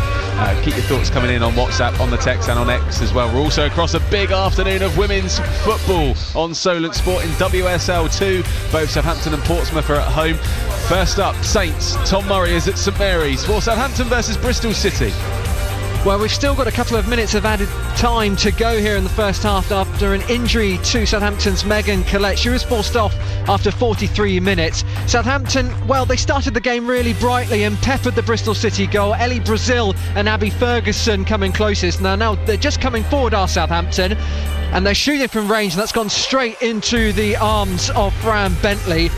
That was from Abby Ferguson, who has really been giving the left back for Bristol City a torrid time this afternoon. She and Brazil have combined well, but it's Michaela Macaloni who's come closest for Southampton to breaking the deadlock after just 12 minutes when she was fed through on goal by Atlanta Primus but was unable to keep her left-footed shot under the bar. It's still goalless. We've still got about a minute left of this first half. Hopefully we'll see an actual goal in the second. So goalless at St Mary's between Southampton and Bristol City. What about at Fratton Park, where Pompey are hosting Sheffield United? And Jana Gadgill. Yes, and still a couple of minutes of added on time here in the first half, where Portsmouth have scored the only goal. Meg Hornby floating in a free kick from the left-hand side, which dipped over keeper Charlotte Parker-Smith's head. She could have had another 2 minutes later as she cut in from the left-hand side, but that was easily saved. But Sheffield United have had their chances. Amy Andrews was brought down in the box. She was given a penalty, which then hit the bar, and she scored on the rebound, but it was disallowed. And they've just now thought they'd scored. Jess Gray, the goalkeeper, jumping up to save after a corner. Sheffield United thought the ball was over the line, but the referee waved play on. So going into half-time, Portsmouth 1, Sheffield United 0. Couple more minutes still to play. Thanks very much, Anne Jana at Fratton Park in Women's National League Premier Division South. AFC Bournemouth currently 0-0 with Cheltenham at Ringwood. In cricket, Hampshire's women are in one-day cup final action right now at Utilita Bowl, taking on Lancashire. Earlier on, Hampshire were into bat first, 288 for 6. The Hawks posted, so Lancashire in reply to that, currently 48 for 1. So you need 241 runs to win from 40.2 overs at the moment. We're going to head for commentary of that shortly during half-time here at Vitality Stadium. I'll update you on some of the other scores and sports news as well, all on the home of live sports across the south. BBC Radio Solent Sport. When the unlikeliest people create culinary masterpieces. When you can't believe they had a meltdown over some pastry. When every plate of food is perfection. This is making me so hungry. Good, because it's your turn to cook. Nothing brings us together like great TV. And a TV licence covers you to watch all TV channels with enough cooking shows to satisfy the biggest appetite. It also funds everything you love from the BBC, including iPlayer and live radio. Like this. BBC Radio Solent. Jono Holmes. BBC Radio Solent Sport. Welcome along to Solent Sport for Sunday afternoon, 5 to 3. We are live here at Vitality Stadium where it's half-time between Bournemouth and Newcastle in the Premier League. Goalless at the break. A really entertaining first half though. You can't take your eyes off of this one, so it's going to be an interesting second half. Thank you very much Martin, Nicky, Ryan Bow and Charlie the dog in three-legged cross for your message. Glad that you're not leaving anyone off that name check of people there. Saying look good for the first 20 minutes, just need a little more cutting edge in the final third in the second half. Up the Cherries. Thanks very much for this message as well. No name on it. As a Cherries fan, I thought since we lost a few key players, I worry from the start of this season what our new players would be able to do and how they would fill their boots. I'm absolutely amazed with our new players. They've been a great fit and they look like they've played 2 or 3 years in the Premier League. Hopefully we can get the 3 points today. The text is 81333, Solent first word. WhatsApp 08000 321 333. Again, Solent's at the start of your message, and we're on X as well at Solent Sport. Some other scores then to bring you up to speed with in the Premier League. The other 2 o'clock game is Sunderland against Aston Villa. That's currently goalless as well as things stand up in the northeast. The 4:30 game is Arsenal up against Manchester City in the Premier League, and one other game in the Championship getting underway at 3 is Bristol City up against Oxford. So that gets underway in just a few moments time. Women's scores, WSL 2 concerning our team, Southampton 0, Bristol City 0. Tom Murray's there giving us updates from St Mary's. It's Portsmouth 1, Sheffield United 0 at half time as well. Women's National League Premier Division South, Bournemouth 0, Cheltenham 0 as it stands at Ringwood. And in the league below it's Worthing 0, Moneyfields 0. Bournemouth Sports are 1-1 with Marine Academy Plymouth. Yesterday, by the way, in the men's Premier League, Liverpool beat Everton by 2-1 in the Merseyside derby. It was Brighton 2, Spurs 2, Burnley 1, Forest 1. It was West Ham 1, Palace 2. He's under serious pressure now is West Ham boss Graham Potter. More on that on the BBC Sport website. Wolves 1, Leeds 3. It was Manchester United 2, Chelsea 1, Fulham 3, Brentford 1. And of course in the Championship for our two sides yesterday, both falling to defeats. Portsmouth fell to a disappointing 2-0 home loss to struggling Sheffield Wednesday. Didn't see that one coming, I've got to be honest. While Southampton went to Hull and lost 3-1 in a dismal afternoon for Southampton in the pouring rain on Humberside. So you can hear on BBC Sounds right now the thoughts of Will Steele, the Saints boss, and John Musino, the Pompey boss as well. And also yesterday evening we had the news that Eastleigh have sacked Calvin Davis following their loss at home to Braintree yesterday. You can get more on that on X right now at Solent Sports. It was a busy day of cricket as well because of course we had Hampshire's men in one-day cup final action yesterday, and they followed up their T20 final loss to Somerset with defeat to Worcestershire in the 50-over cup final at Trent Bridge. So 2 defeats in finals in a week for Hampshire. Worcestershire beat them by 3 wickets with 2 balls to spare. It was a bit of a rain-affected thriller, that one. Elsewhere, in Formula 1, Red Bull's Max Verstappen won the Azerbaijan Grand Prix in Baku a little bit earlier on. George Russell was second for Mercedes, with Carlos Sainz third for Williams. Oscar Piastri, the championship leader, crashed out on the first lap there, and his McLaren teammate Lando Norris finished 7th, with Lewis Hamilton 8th for Ferrari.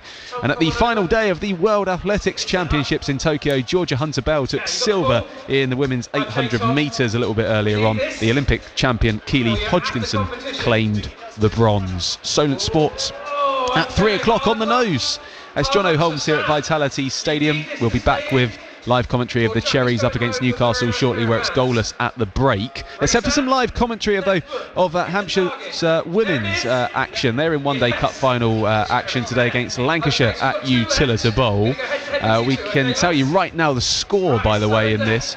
Hampshire earlier on posting 288 for 6. Lancashire in response of 52 for 1, so needing 237 runs to win from 39 overs. Let's head for some commentary right now, which you can get on the BBC Sport website and app, with Amelia Clark, Kevin James and the team. Sam, this is for the win. For the Vans. Not sure if we're able to bring you that commentary at the moment, but it is on the BBC Sport website and app if you would like to go and have a little listen of that. Maybe we'll have a little listen to Will Steele's thoughts, the Saints boss, because it's only one win for Southampton in the league so far this season, and that was on the opening day of the Championship campaign, wasn't it, against Wrexham, when they left it very late to come back. But Saints still searching for a win since then in the league, and it was a really damaging defeat yesterday on Humberside away at Hull, who have been struggling themselves of late. So let's hear from Will Steele now, the Saints boss, speaking to Adam Blackmore following that defeat. Will, that was a very tough afternoon. You must be pretty unhappy. Yeah, I'm really disappointed. I think we've worked incredibly hard on things out of possession. I think we've worked hard on things in possession. I think for large parts of that game we were totally in control, but we've just gifted 3 goals away. The first one's come from a cross from miles out. We've not met the first contact. We've parried it straight back into the feet. We're not ready to defend it, and gifted that first goal. And you sort of walk in at half time thinking, how are we not in this game? How are we not at least level? Because you've got a big opportunity to level things up, but we didn't take it, and then come back out second half again, totally in control, doing some interesting stuff. But we've gifted a goal by losing a ball on a halfway line, and then just to make things worse, you gift a set piece and just make it easy for them. So no, as long as we're defending like that, we're not gonna go anywhere. So I'll take it on me. I'll take it for it's my responsibility, and we just need to get on with things. See, what you said before the weekend is the stuff that you don't want to keep saying. You're bored of saying individual mistakes, individual errors, doing the same things, and it's happened again. Again, maybe that's my responsibility to get that message right and to make things work. It's not quite happening, and I think it's really disappointing, especially when you actually look at the content. We've been in control but just gifted it away again. So it's incredibly frustrating and disappointing. At the other end of the pitch, you're still trying to find the magic combinations that are going to unlock defences. I mean, it wasn't quite there today. Is that fair? I mean, you did a lot of good approach work, especially early in the second half, but there wasn't enough end product again to work the keeper enough. Yeah, but it's also belief. Belief of getting in the box and making first contact and getting in front of your defender, and having that hunger and desire to make a difference and sit the ball in the back of the net. And whether that's personality or just pure desire. But it's not good enough for both ends of the pitch. I think the stuff with ball, it was better than compared to last week. We're progressing on that, but if you can't stick the ball in the back of the net, they've done it 3 times and won the game. So it's simple as that. You're still looking for the right man to lead the line? You've tried Cameron, now you've given Damien a go. Adam started the season, he's still waiting for someone to put their hand up, aren't you, and claim it? Yeah, I just want someone to stick the ball in the back of the net. I think it's as simple as that. Okay, just a last question. You've obviously not got long to turn things round with regards midweek. What do you do now? You just literally reset and try and wipe it off and forget it? You just got to go again. Tweak a few things, defend better than we have today, because we're not going to win a single game of football defending like that. Keep moving forward. There's another game on Tuesday, there's another game on Saturday, and just get on with it. That was the thoughts of Saints boss Will Steele speaking to Adam Blackmore following the 3-1 defeat at Hull City yesterday in the Championship for Southampton. You can get the thoughts of John Musino on BBC Sounds right now. We will play out Musino's thoughts following the conclusion of this game here at Vitality Stadium between Bournemouth and Newcastle. And the players are back out on the pitch, by the way, for second half, and it was a really entertaining first half, so let's see how this second 45 goes. BBC Sound smart speaker, all Solent frequencies for this commentary, with Joe Partington alongside Jordan Clark, your commentator. Thank you, Jono. We will have Joe Partington back with us in a minute. He's just in a warm embrace with Shwan Jalal, the Newcastle goalkeeper coach, former Cherries goalkeeper, who has sat in the press box watching the game this afternoon because there's not enough room for all the former Bournemouth players on the Newcastle bench down on the touchline. Right, doesn't look like any changes for either side, so as you were at 0-0 when the half-time whistle went. Bournemouth, Petrovic in goal, Jimenez, Diakite, Senesi and Truffert, the back four from right to left. I take it back, in fact, there is a change. Jimenez hasn't re-emerged and James Hill is coming on. Jimenez on a yellow card, so I wonder whether that has played a part in that change for Bournemouth at the break. So James Hill back in it right back, Jimenez off after 45 minutes of his full debut, and he looked really good, did Alex Jimenez, so that's a bit of a shame for the Cherries. James Hill will have to slot in straight away. Newcastle to get us back underway. Newcastle, green tops, white shorts, white socks, have smashed the ball straight out of play into the away end, the right-hand third of the east stand, and it's a throw into the Cherries in a right-back position to put James Hill under pressure immediately, I'm sure was the intention. I doubt they meant to kick it quite that far. So Newcastle shooting from our left to right towards the Ted McDougall. South stand Bournemouth, red and black, striped tops, black shorts, black socks from our right to left towards the Steve Fletcher North stand in this second half. So Bournemouth with that change have Petrovic in goal, Hill at right back, Diakite Senesi at centre back, Truffert at left back, Tyler Adams and Alex Scott in midfield, Tavernier ahead of them in the 10, David Brooks and Anton Semenyo are wide, with Evan Nilsson through the middle up front for Bournemouth. Long ball forward from Senesi, cut off in the right back position by Livramento, and then cleared up to halfway by Newcastle, and their striker Voldemada goes down under a bit of pressure, and then it's out of play, but it's a throw into the Cherries down the left hand side about 10 yards into Newcastle territory off of the foot of Murphy. Bournemouth's bench: Soler, Christie, Gannon-Doak, Kluivert, Adley, Krupi, Milosavljevic and Will Dennis, the sub-goalkeeper. Of course, still 3 windows to make changes, having made one at half-time for Andoni Iraola. Newcastle have Pope in goal. They have Chow, Botman and Byrne as 3 central defenders. Wing-backs Livramento down the right and Hall down the left. Lewis Miley and Sandro Tonali are the 2 central midfielders. Then it's Jacob Murphy and Joe Willock either side of Nick Voldemada up front for Newcastle. Their bench: Trippier, Lascelles, Joe Linton, Barnes, Kraft, Osula, Alanga, Guimaraes and Ramsdale, the former Bournemouth goalkeeper, is their substitute for between the sticks. Here are Bournemouth down the left hand side. David Brooks, who had a goal disallowed in the first half. Best chance for either side for offside. He whips a ball into the front post, cleared only as far as Alex Scott, 25 yards out, just left of centre, tries to play one into Tyler Adams on the edge of the area, and then Alex Scott gives away a free kick as the ball bounced off of Tyler Adams. Scott tried to win it back. Free kick to Newcastle. Welcome back, Joe Partington, distracted again by Shwan Jalal. Too many former teammates and friends around today. Yeah, it's a good day for that. It's nice to see a lot of people. I spent a bit of time with obviously some of the old guys earlier, and particularly Stephen Purchase, who I'm really fond of, and yeah, it's a nice opportunity to say hello to people. On our left shoulder at half time, just saw Adam Smith chatting away to Matt Ritchie and Lewis Grabban, who are here as well. So Sunday's a good day, actually. A lot of people come out on Sundays, I think, when they don't have their own match days to obviously watch Bournemouth, and particularly with the relationship between most of the staff at Newcastle, it's nice to see them all too. I actually do want to mention that ball over the top, looking for Tavernier, who's got a sprint on. Nick Pope's come out of his 18-yard area and clears with his feet up into the Bournemouth half. Marcus Senesi is backpedaling to the edge of his 18-yard area and just clears straight back into the Newcastle half. Chow gets up and wins the header. David Brooks brings it under control under a bit of pressure on the touchline, and he can't keep it in. It's a throw into Newcastle. Sorry, Joe. Yeah, just highlighting the fact that kickoffs now are just amazing. Just smash it into the air as far as you can, like into the opposition's half and hope for the best. Bournemouth's kick-off in the first half rolls back to Alex Scott, and he flicks the ball up to himself and then hits a volley as high up into the air as he possibly can.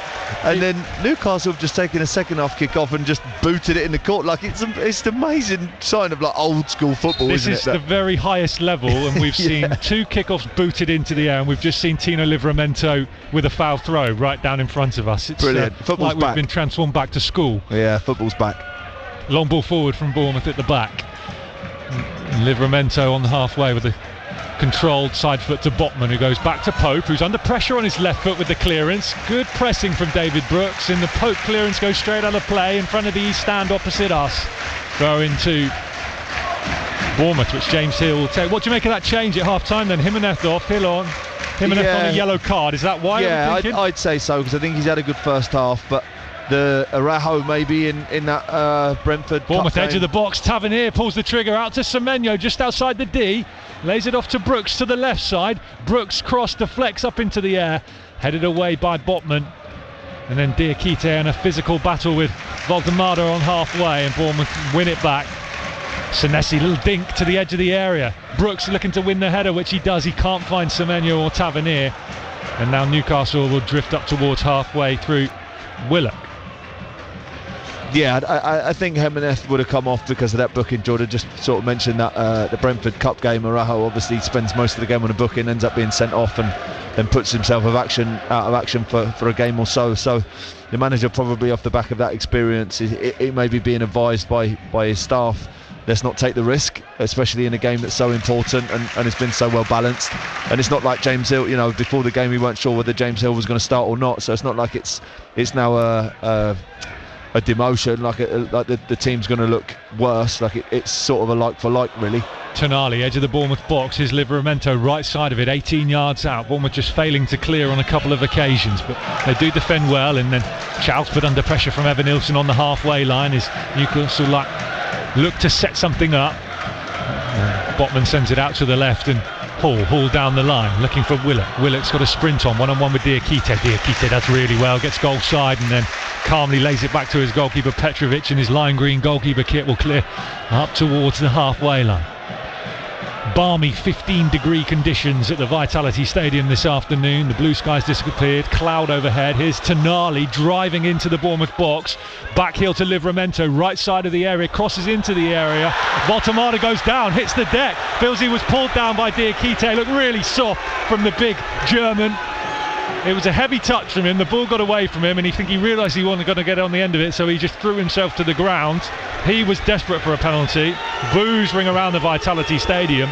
Yeah, I think he was favourite actually to stay on the ball there, so I think it's a strange decision for him to go down. I'd actually be concerned if I was a Bournemouth fan that there might be more in this than what the referee's made out to be. If his shirt has been pulled quite a lot, then often VAR want to go back and highlight that, but obviously it doesn't look like the referee's been given a shout to stop the game. But yeah, I think it's concerning. It's just sort of worried about the fact that Valdemado is in possession of the ball. I don't understand why he would have gone to ground in that moment. Ball's gone out for a goal kick to Newcastle. Rob Jones isn't holding the play, which suggests that any check there was is complete. There is a decent handful from Diakite on the left arm of Valdemado, but again, he's a big boy, Joe. It's not enough to make him fall to the ground like that.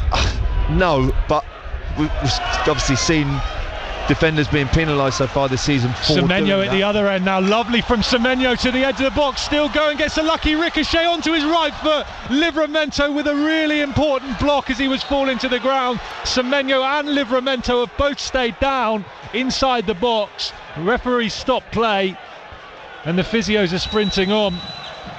Semenyo doing what he does best, driving forward with intent for Bournemouth from near enough the halfway line, smashing his way through, blasting past Newcastle players, and just as he went to pull the trigger, it's a really good tackle from Livramento there, as you just say, George, as he was just about to pull the trigger.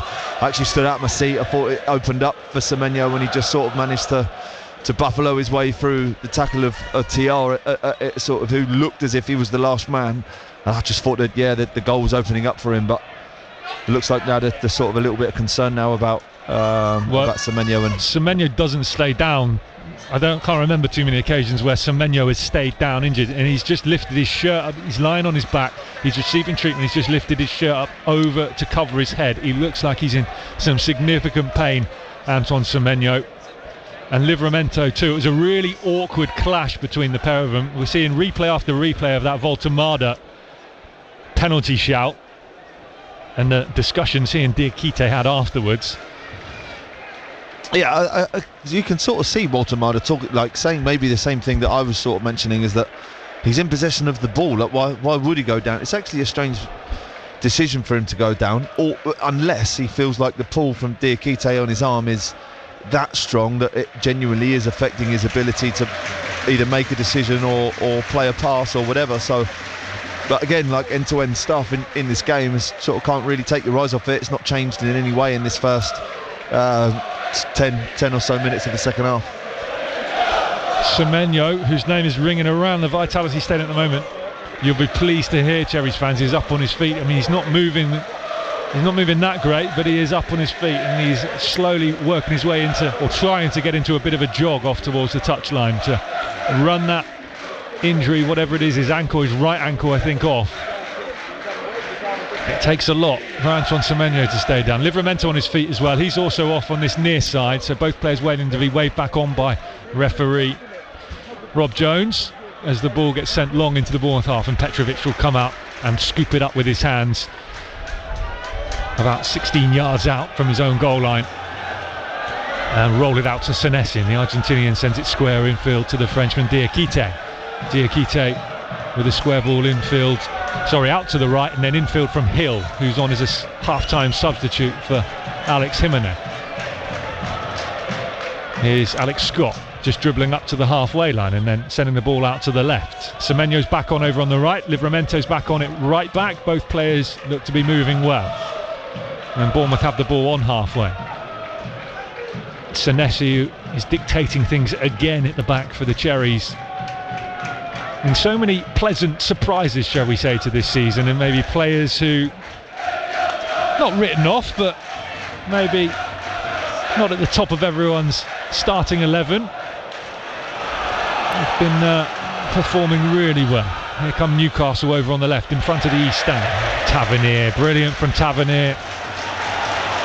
Just nicked the ball away. Sorry, Jagon. Yeah, it was a great reaction, Jordan, wasn't it? Obviously to Bournemouth losing the ball, but even Alex Scott obviously tries to find a pass out wide that gets intercepted by Lewis Hall. But again, it was from a pass that breaks the line by Senesi to find Alex Scott, who takes the ball on the half turn very, very well. David Brooks looks up through the middle. Lovely pass into Semenyo, into the box, goes down on the edge of the area. That was tight, doesn't get a free kick. Again, they'll check it back in Stockley Park. I don't think it was inside the area, so I think that check will be pretty quick.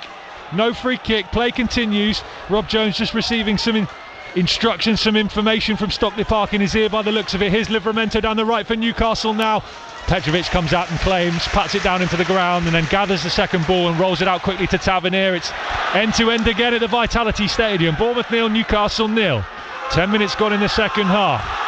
So much aggression on the pitch from both teams, Jordan, in terms of their defending and trying to win the ball back high. There's literally no let up for really any players, apart from when everybody on the defensive team are back behind the ball, which now we're finding with Bournemouth. But as we've touched on in the first half, in those transitions where maybe an opposition player of Bournemouth and Newcastle are able to put pressure on the ball, they're really going at it, and that's the reason why there's been so many turnovers so far in this game, and most opportunities that each team have had to score have come off the back of the other team winning the ball back.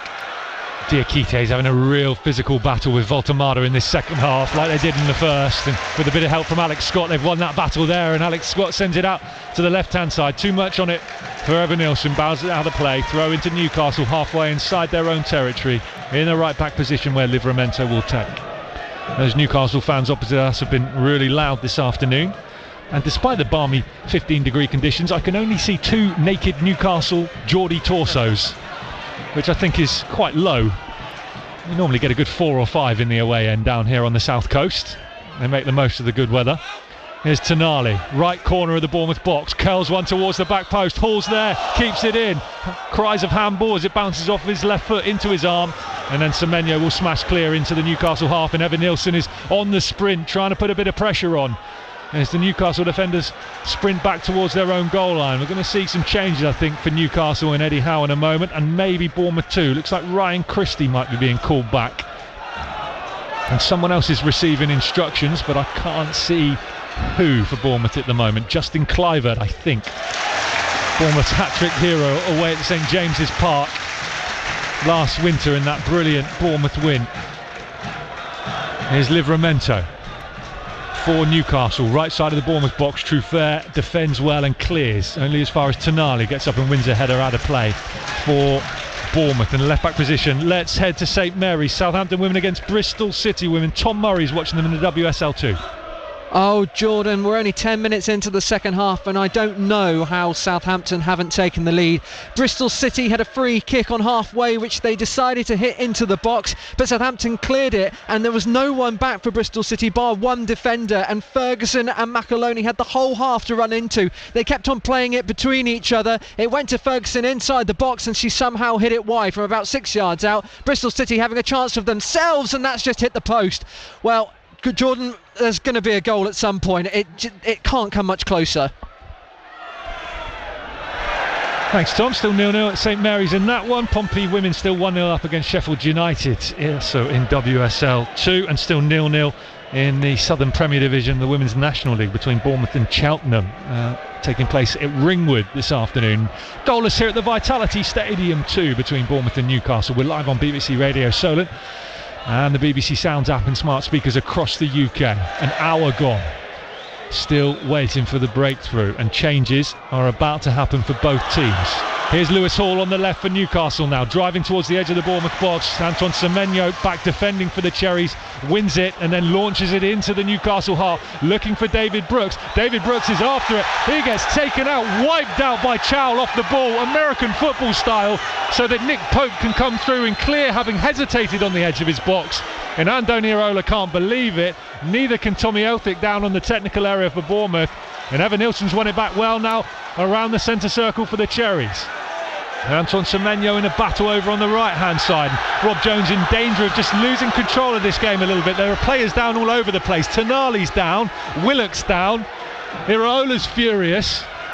Joe Partington, your take on that off-ball wipeout from Malik Chowell? Yeah, it's actually a good piece of defending from Chowell. He sees the run of David Brooks to put pressure on the goalkeeper and steps across him as most defenders would.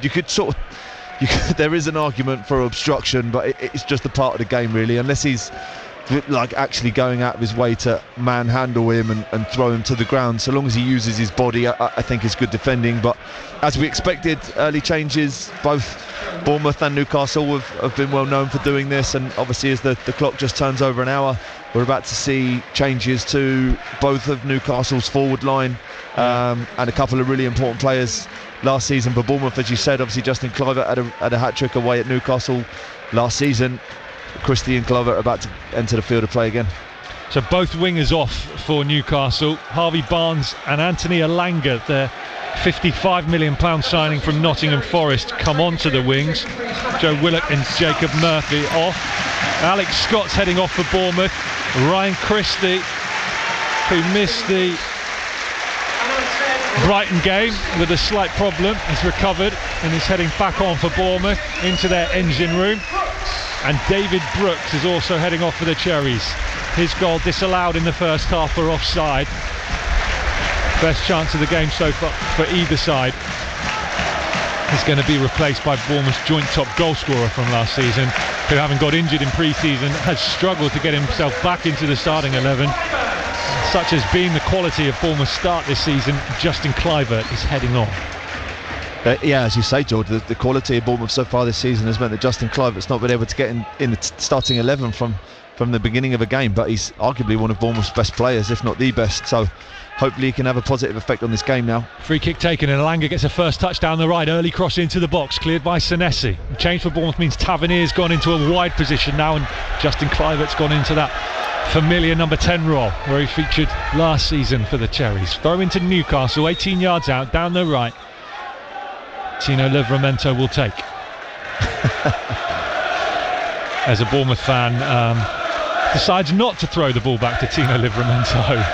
and just chuck it on the floor instead. And because there is a multi-ball system, Tino Livramento gives him a dirty look and just picks the next one up off the cone. Marcos Senesi heads clear for the Cherries and clears the 18-yard line, but the ball's going to come back over on the left-hand side through Miley and Hall. Good pressing from Marcus Tavernier, who takes the captain's armband off of David Brooks. And it'll be a throw into Newcastle in front of the BBC Radio Solent advertising board opposite us, which I was seeing for the first time this season in bright purple. That'll look good on the TV cameras later. Throw into Newcastle. I'm not sure the throwing down the left-hand side is going to make the highlights on Match of the Day, but you never know. Bournemouth look like as if they've just shuffled the pack a little bit. Obviously Justin Kluivert's come on as a number 10. Tavernier's gone left midfield, Semenyo's gone out to right midfield, Evan Nilsson stays as a number 9, but there'll be a different dynamic now and between obviously that front line of Bournemouth as the couple of the players have moved around. Both managers making their move.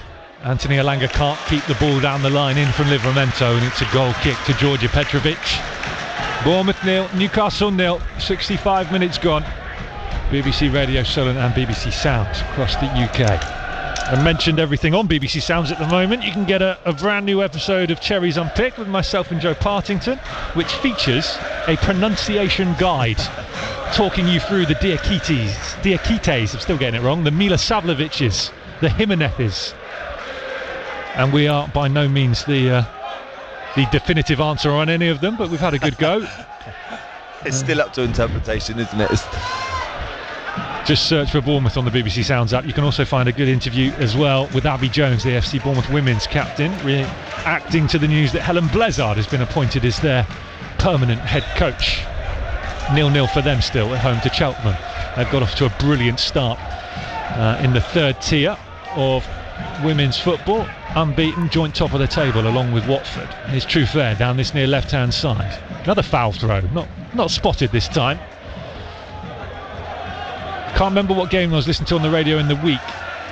One of the players, it was a Premier League player I think, in one of the European games, did a foul throw and couldn't understand why it had been given, and the linesman had to explain it to him and lift his foot up and demonstrate to the player why it had been given as a foul throw. I think I saw those images too. It's amazing, isn't it? Obviously we talk about like the goal, not the goal kicks, the kickoffs, the throw-ins, like essentially the basics of the game, but still managing to be made difficult by the very best players in the world. Oh, clash of heads between two Newcastle players, Dan Burn and Miley. Miley got straight back up, Burn stayed down. The referee rightly stopped the game because that did look nasty, but the home fans not particularly pleased with that because the ball was in Bournemouth's possession. But even Andoni Iraola saying fair enough. Miley's okay, Dan Burn's now sat up, but that was a lack of communication between the pair. And I think they're both going to be okay. Yeah, Dan Burns back up, neither needing treatment. Maybe it wasn't as bad as we first thought. And now Andoni Iraola, who was fine with it, perhaps isn't happy because I think it's allowed Newcastle, I don't know what he's unhappy with now, something.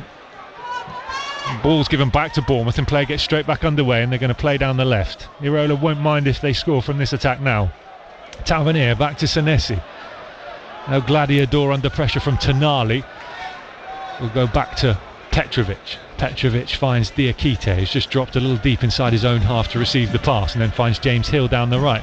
Hill goes direct forward, looking for Kluivert.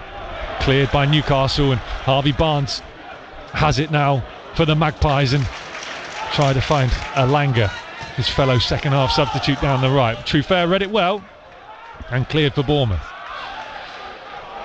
And Bournemouth win it back on halfway through Christie, and Evan Nilsson square infield to Kluivert. Kluivert looks to his left and finds Tavernier now, left side of the Newcastle box. Livramento gets back to hold Tavernier up.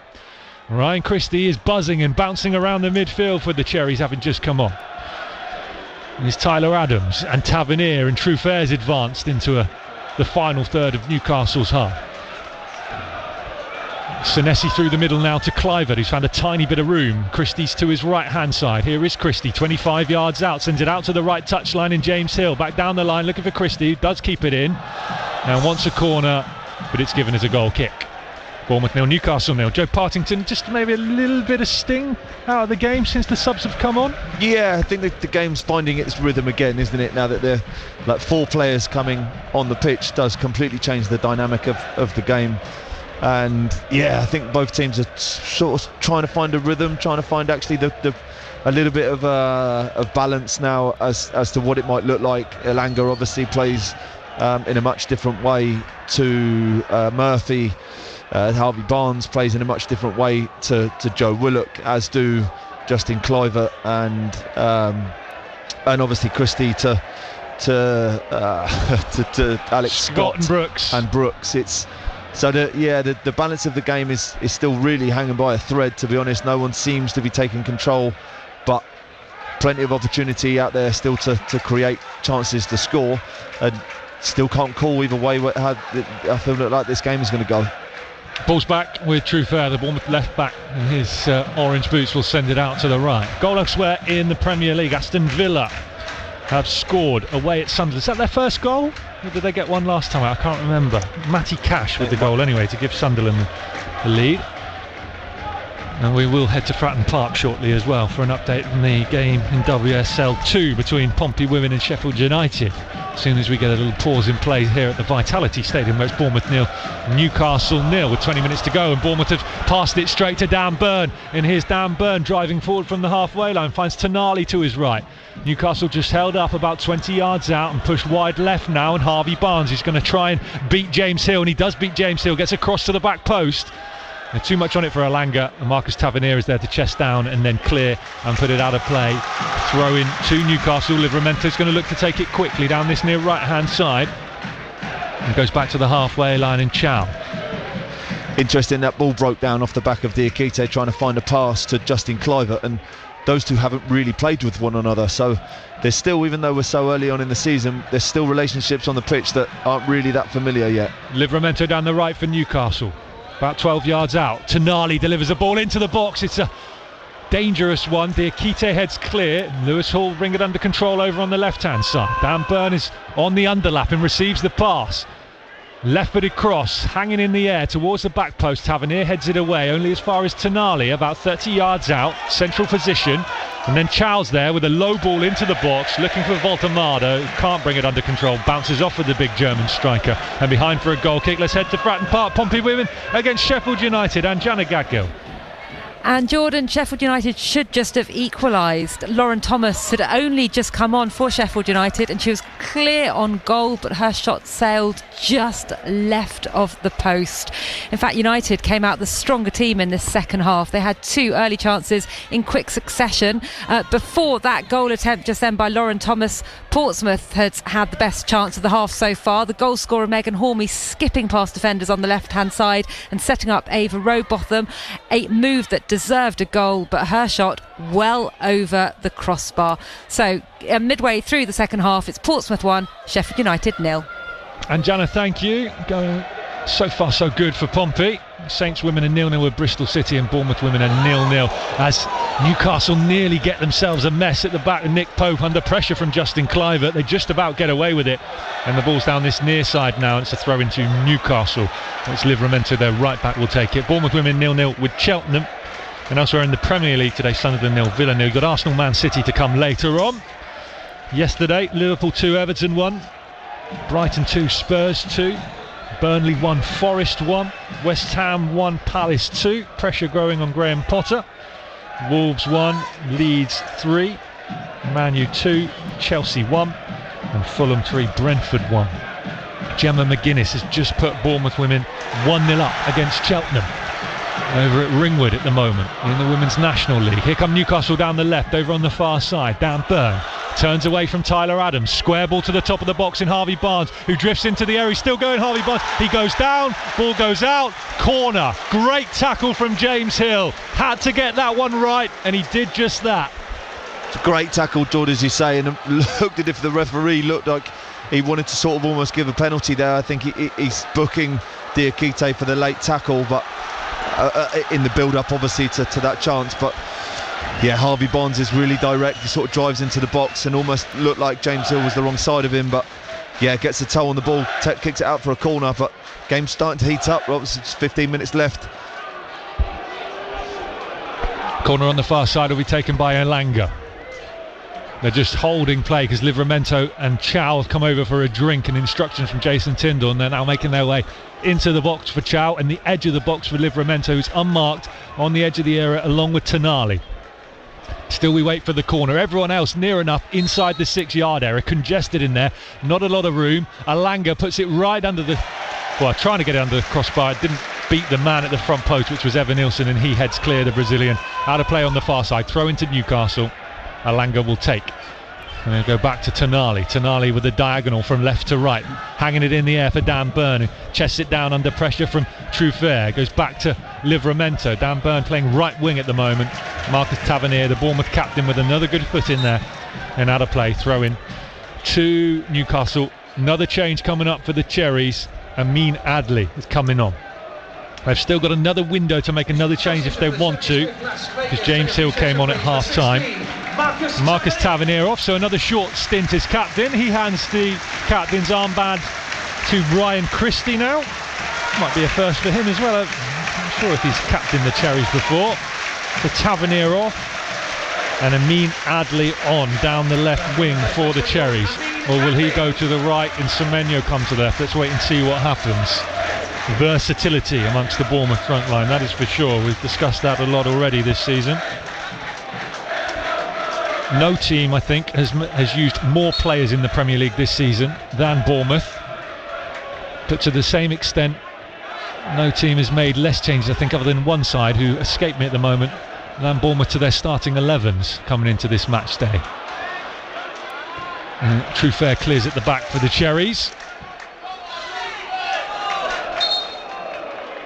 Only Wolves have used more players in the Premier League than Bournemouth this season, and only Nottingham Forest have made fewer changes to their starting 11 than Andoni Iraola. Throw into Newcastle down this near right hand side. Livramento will take.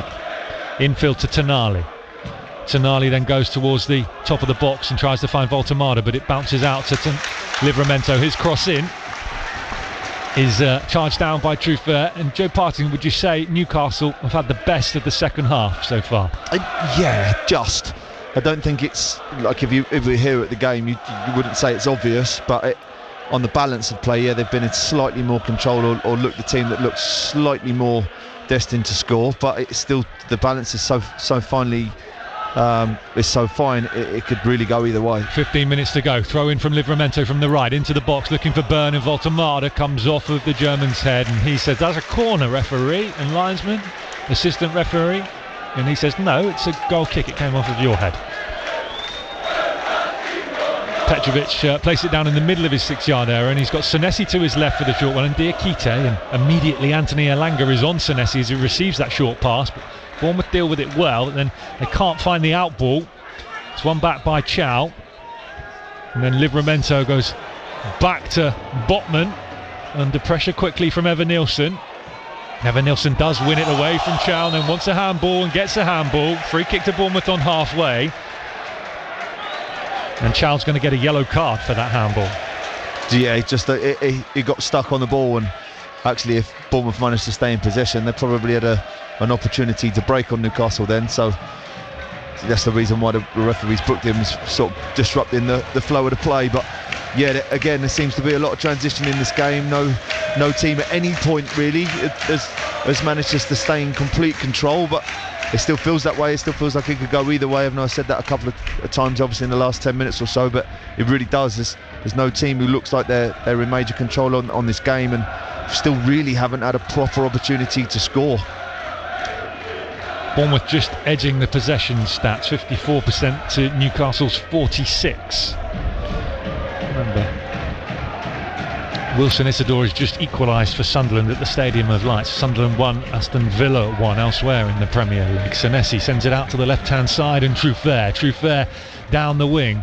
Cuts the ball infield and square to Ryan Christie, but too many green shirts around Christie, and he can't hold on to it. And now Bournemouth are working hard to win it back on the halfway line, and Christie does, and Amin Adli steps in, and here's Adli now driving forward inside left. He's got Kluivert and Truffert to his left. He finds Kluivert 18 yards out. Christie's there too. Christie's cross into the box is cut off by Botman and cleared up towards halfway, brought under control by Tyler Adams. Bournemouth reset and look to go again. Diakite now just inside the centre circle.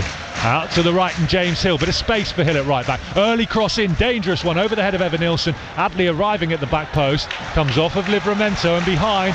Corner to Bournemouth. Justin Kluivert's going to come across to take it. We'll head to St Mary's in a moment, get you an update in the Southampton women game against Bristol City. And see what develops here for the Cherries first of all. Really good cross in the box actually from James Hill there, from sort of like a really wide area, but fans seem to be a little bit more engaged in the game.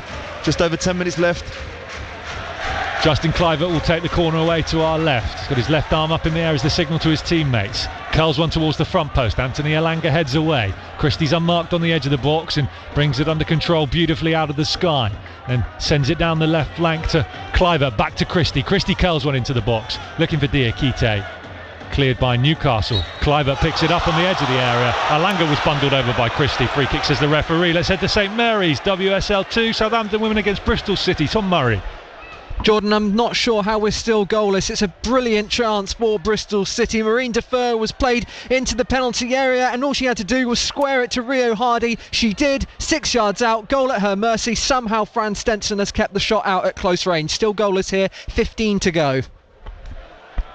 The point for the Cherries here at the Vitality Stadium is going to lift them to third in the table as things stand. If it stays the same, but you still feel anything could happen in this game at 0-0. And Ryan Christie's driving forward. He threads it through the left of Chow, who's been booked and hits the deck. Free kick to the Cherries. Surely that's a second yellow card, Joe Partington. Oh, I'm waiting for the referee to reach into his pocket, but it doesn't seem like he's going to. I think he's pointing as if there is recovering defenders, but that would rule out a red card, right? Christie takes his touch past Tior and he brings him down. If Christie gets onto that ball, he's driving into the penalty box up against the goalkeeper. We're going to watch it back now. The covering defenders rule out a straight red card, but he's already been booked. That's surely a yellow card. Body check Christie, wiped him out. He knew as well. He turns immediately. You know you're in trouble as a defender when you're putting your arms out saying didn't do anything. Referee. I mean, it generally was difficult for him to get out of the way, but because Christie plays the ball through his legs, tries to run the other side, he's now impeding Christie, who's obviously looking to try and attack the goal. But I think he's a lucky boy, really lucky boy actually, Tiar there. I think there's another referee in the Premier League that probably would have sent him off at that point. It would have made the game slightly more interesting for the last 10 minutes, but still, even this as a position on the pitch to take a free kick from, I think if you're either Ryan Christie or Justin Kluivert and you could ask where do you want to put the ball, they'd probably put it in and around here. Just left of centre, 22 yards out. Christie the left-footed option, Kluivert the right-footed option. Whistle goes from the referee. Here we go. It's going to be Christie. Dinks it over the top. Oh, no one carried their run on. Senesi, I think it was meant to be. Christie executed it to perfection, I think. The man on the end of it for the Sean Cooper special just wasn't there. And it was straight into the arms of Nick Pope. Can you believe it? Well, I mean, when something like that doesn't come off, I feel like it's such a wasted opportunity to score. But obviously, like in the box of Sean Cooper's absolute magic, like there would have been some sort of idea as to how to create an opportunity. But yeah, maybe a couple of players not on the same page in that moment. You can imagine, by the way, Andoni Iraola's reaction, first of all, to the lack of a second yellow for Chow, and then the way the free kick ended. He was pacing up and down, shaking his head. He's back in the ear of the fourth official again now. Long throw at the other end from Livramento into the Bournemouth box. Cherry's head clear. And Lewis Hall lifts one back towards the edge of the box. Botman heads down, but there's a nudge on Christie again, who hits the deck and wins a free kick on the edge of his own area. Tiao's actually signalled to the bench that he wants to come off, so not only is he I'm not surprised. Not only has he got away with not being booked again, he's sort of just stated to the bench, Newcastle's bench, that he's feeling some sort of discomfort and they're about to change him. Is he feeling some sort of discomfort? Does he not fancy another it might be 8 mental. minutes against Evan-Nilsson, Kluivert, who knows? Christie and the rest? Here is Christie, found some room between the midfield and the defence, and he's driving towards the edge of the box. Square ball to Kluivert. Kluivert brings it under control, surrounded by green shirts. Can't thread it through to Evan-Nilsson. Evan-Nilsson applauds him for the idea, just couldn't quite execute it. 7.5 minutes to go at the Vitality Stadium. Bournemouth 0, Newcastle 0. BBC Radio Solent and BBC Sounds across the UK. Don't go anywhere. This is hotting back up again, this game, inside the final 10 minutes. Oh, heavy touch from James Hill out on the right. Had room to move into, couldn't bring it under control. Out of play, throw in to Newcastle. Bournemouth unbeaten, remember, in their last 6 Premier League games, but they have just one home win in 7 against Newcastle in the Premier League, which may suggest this one might finish all square. Right, Chow's coming off. Jamal Lascelles is going to come on at centre-back. You may feel, and you'll watch it back, I'm sure, on Match of the Day later, that Malik Chow is a lucky boy to be able to be substituted. And there's a change up top as well. Osula's coming on, and Nick Voldemada is coming off, who's been kept pretty quiet all game by Bafode Diakite and Marcos Senesi. Joe Partington. As has Evan Nilsson, I think, on the opposite side. It's been a game full of good play and aggression and intent, but I think both defences have actually come out on top so far, hence the reason why the game is 0-0. I think it's an obvious thing to say, but yeah, both Newcastle and Bournemouth's defence have been really good today. And Cliver, ball over the top, looking for Evan Nilsson, and Lascelles immediately called into action to nip that ball away from Evan Nilsson, and then Botman will clear into the Bournemouth half. Diakite wins the header in front of Osula. Out of play, throw in to the visitors. Taken back towards their own 18-yard area, and Botman. Square ball to Lascelles, and they go back to Pope, the goalkeeper, all in blue, launches it into the Bournemouth half again. Osula in a physical battle with Diakite and gets to the right side of Diakite to hold him up, and then lay it out to the left for Newcastle, the far side. Harvey Barnes works it down the line to Hall on the underlap. Hall brings it under control. Alanga's over on that left-hand side at the moment as well. It's congested for Newcastle, but they do well, and then Tyler Adams' clearance bounces off of Alanga, back into Adams, throw into Newcastle. About 16 yards out from the Bournemouth goal line, and a chance to try and cause some chaos in the Bournemouth 18-yard area. And they send the big guns forward again, all the height, and Botman and Byrne, and Osula, who's not short either, having just come on up front for Newcastle. Lewis Hall launches one into the Bournemouth box. Senesi wins the header down into the ground, and then the second ball is dealt with by Clivert out to the left, and Adley sprinting to keep it in, and he does, halfway inside Bournemouth half. Square ball infield to Ryan Christie. Calls of man on from the home crowd as Osula chases him down, and Christie read the play well, saw the man coming, and Bournemouth will reset and send it into a bit of room over on the far right hand side. Diakite has it just outside the centre circle now. Square ball infield to Senesi. Senesi with a diagonal looking for Semenyo, who's not seen a great deal of the ball in the second half, other than that one moment where he drove forward to the edge of the box, and there was a really important tackle from Tino Livramento as Semenyo was about to shoot on the edge of the area. That perhaps Bournemouth's best moment of this second half. Long ball forward from the back. Diakite deals with it again up against Osula. Danger not gone for Bournemouth as Harvey Barnes drives forward, and that was a wild clearance from Senesi. It's sliced off the outside of his left boot. For all the cultured and beautiful diagonal balls that Senesi plays, there are some absolute smash clearances that he tries to put out there as well. That's the second time this afternoon. Here is Senesi again. Truth there. Square ball back infield to Senesi. Senesi infield to Bafode Diakite.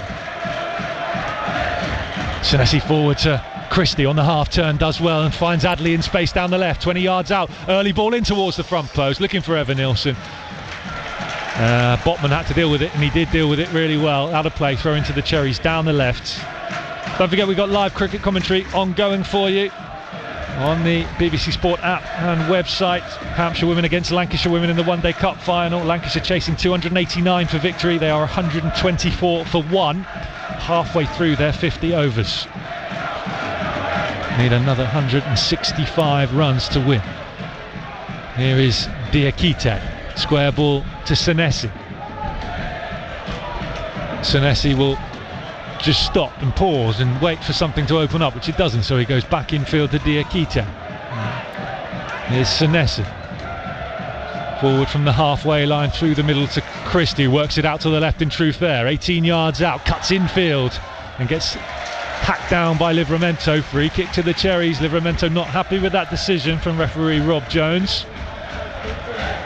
Really smart play from Trufair, Joe. Yeah, I think he's actually lucky to get the free kick there. It did look like Livramento didn't do too much wrong actually, but it's a really dangerous position on the pitch, and some nice patience shown actually by Bournemouth there. I know it's the 88th minute and will be desperate to score, but sort of kept ticking the ball over, obviously trying to find the right moment to play a forward pass that Senesi has done so many times in this game so far. And yeah, now Bournemouth are in a really, really good position on the pitch to, as you've said, George, so many times already, but up against the height of Newcastle, it's going to have to be a really, really good ball into the box to get something.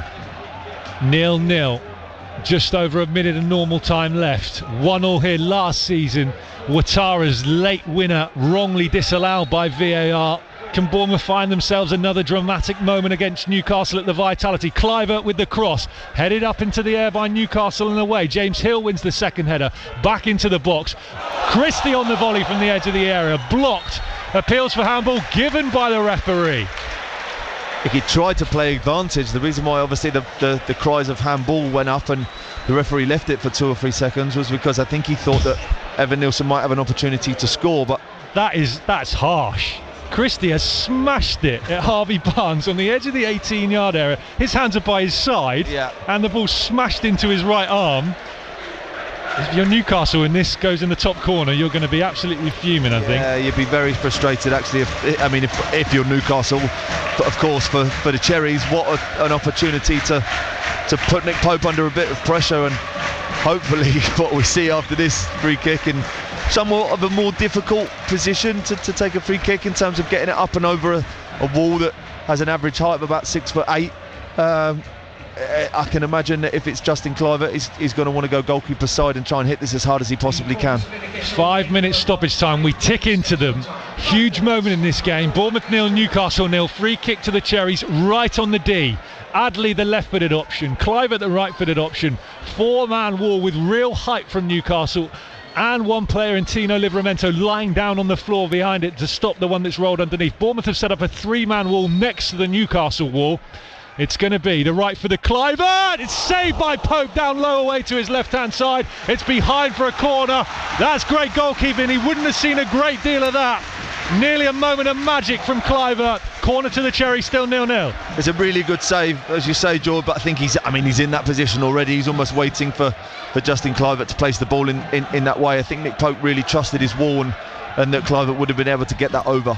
Adley to take the corner over on the far side between the north stand and the east stand, so this will be left-footed, it'll swing in, delivered towards the front post, not dealt with, balls bouncing around, appeals for handball. Referee's got his finger to his ear, he's given a corner, another corner to the Cherries. Not sure if he's listening to his assistant referee there or someone back in Stockley Park. Fans in the north stand convinced that was a hand and it should have been a penalty. Bournemouth women heading for the 3 points and continuing their position at the top of the table. 2-0 up now against Cheltenham. Corner to the Cherries, goalless at the Vitality Stadium. We're into 5 minutes of stoppage time. 90 seconds of that stoppage time gone. Bournemouth are the team on the attack at the moment at the end of this game. Adley will deliver again. Can they find a moment? A bit of set piece magic from Sean Cooper's box. Adley left-footed, curling to the front post again. It's not a great corner. Alanga clears at the front post, and Ryan Christie will recycle it on the halfway line, and he will swing it out to the left-hand side. Left foot swinger, although he is left-footed, I think, Ryan Christie, but it's over the head of Marcus Senesi and out of play. Throw in to Newcastle, and that is a shame after a bright spell for Bournemouth that it's come to nothing. Yeah, and only 3 minutes left, George. It'd be easy for this game to fizzle out now. I can't imagine that Newcastle will be desperate to try and score now. I think a 0-0 draw against a team that's won their last 3 games on the trot is probably a good result for them away from home after, so soon after playing in the Champions League on Thursday. But for Bournemouth, yeah, we've got to obviously keep the pressure on now towards the end of this game, and that's sort of just allowed the game to fizzle out a little bit as James Hill tries to find a pass, and all he actually does is drill the ball out of play for a goal kick. But I can see even Newcastle now taking their time with this goal kick. It's 93 minutes. We've obviously got 5 on the board. I don't think Nick Pope's going to want to get this ball back in play too quickly. So Bournemouth moving on to 10 points as it stands, up to 3rd in the Premier League live table. Arsenal to play later at home to Man City, are below them in 4th on 9 points. and would extend an unbeaten run to 4 games. We have got a minute and a half to play. 3 kick to the Cherries just outside the centre circle. You know Andoni Iraola's going to be pushing for the winner. Senesi says, let's just calm down a minute, let's have a think about this, let's wait, and we'll take the free kick short to Christie to his left on the halfway line. Here's Trufair down the left, square ball infield to Evan Nilsson on the edge of the area. Not a great first touch from Evan Nilsson as he tried to find a first time pass behind him, but Christie's won it back, given away by Newcastle. Can he find a pass? Ryan Christie, edge of the box, turns straight into Tonali, didn't get a shout, and now Newcastle are back in possession and trying to break down the left, and Bournemouth are going to have to concentrate. Into the final minute of stoppage time we tick. BBC Radio Solent and the BBC Sounds app. Bournemouth 0, Newcastle 0. They're trying to send Clivert away down the right. Too much on it from Senesi. Out of play. Throw into Newcastle. Newcastle heading for a 3rd consecutive 0-0 draw away from home at the start of this Premier League season. We mentioned it in the first half. They'd be the first team to do that since Leicester in the 1970s. It's a rarity, that is for sure. Lewis Hall, long throwing down the left. Tyler Adams gets up and heads away. Bournemouth, remember, with a goal disallowed in the first half through David Brooks for offside. The Cherries will field it. Malik Chow should have been sent off late on in this game for a 2nd yellow card on the edge of the box. Was only given as a free kick and no caution by the referee. Throw into Newcastle at the moment. Over by the corner flag, deep inside their own half, and Dan Burns just going to tick the clock down. Even turned then to look up at the big screen to see what the time was on it. Long throwing down the line. There's the full-time whistle. Bournemouth 0, Newcastle 0. The Cherries go 4 games unbeaten and lift themselves, maybe only temporarily, but after 5 games of a Premier League season, up to 3rd in the table. It's very early days, but it still looks very good from a Bournemouth perspective. Goal disallowed in the first half, David Brooks offside, some chances in the second, but in the end, 2 teams who like to play the same way, cancelling each other out. Joe Partington. It really was a cancel out sort of game, George, to be honest. That's the best way to describe it. 2 really good teams in the Premier League going at it without really ever getting the best of one another. I think they both had moments where they probably could have created something, but on the balance of play, I think it was very, very even, and both defences coming out the better of the strikers on each team. Both goalkeepers relatively coming out of it with nothing really to do. I know Petrovic had a save to make early in that first half, but yeah, even though it was an exciting game with lots to talk about, actually sort of walking away without any memorable moments in any way really. No sort of opportunities where you think actually Bournemouth should have done better or could have scored, and the same for Newcastle. So as you see, I think probably both teams will be okay with a point off the back of the game, but yeah, I mean, for Bournemouth, as you say, it's great start to the season. If you take that in the first 5 games before the season starts, everybody have been really happy, so to try and take those positives and just move on to the next game. Bournemouth's unbeaten run against Newcastle extends to 7 games. Their former manager Eddie Howe still can't get the better of the Cherries. More from Joe Partington to come. We're on the air through until 5 o'clock this evening. I'll head down and speak to Andoni Iraola and hopefully a player too. And we'd love to hear from you on Solent Sport. Remember, you can listen right across the BBC Radio Solent frequencies, BBC Sounds and your smart speakers to this final reaction hour of the show. And at Solent Sport is where you can get involved to have your say on your side, on your radio station. 08000 321 333 is the WhatsApp number. You just need to start your message with the word Solent. 81333 on the text. Start those with the word Solent too. Don't forget they'll be charged at your standard network rate. Jono Holmes would love to hear from you. Full time at the Vitality Stadium as the players head back down the tunnel. Bournemouth now 4 games unbeaten as the Cherries 0, Newcastle 0. This is BBC Radio Solent Sport.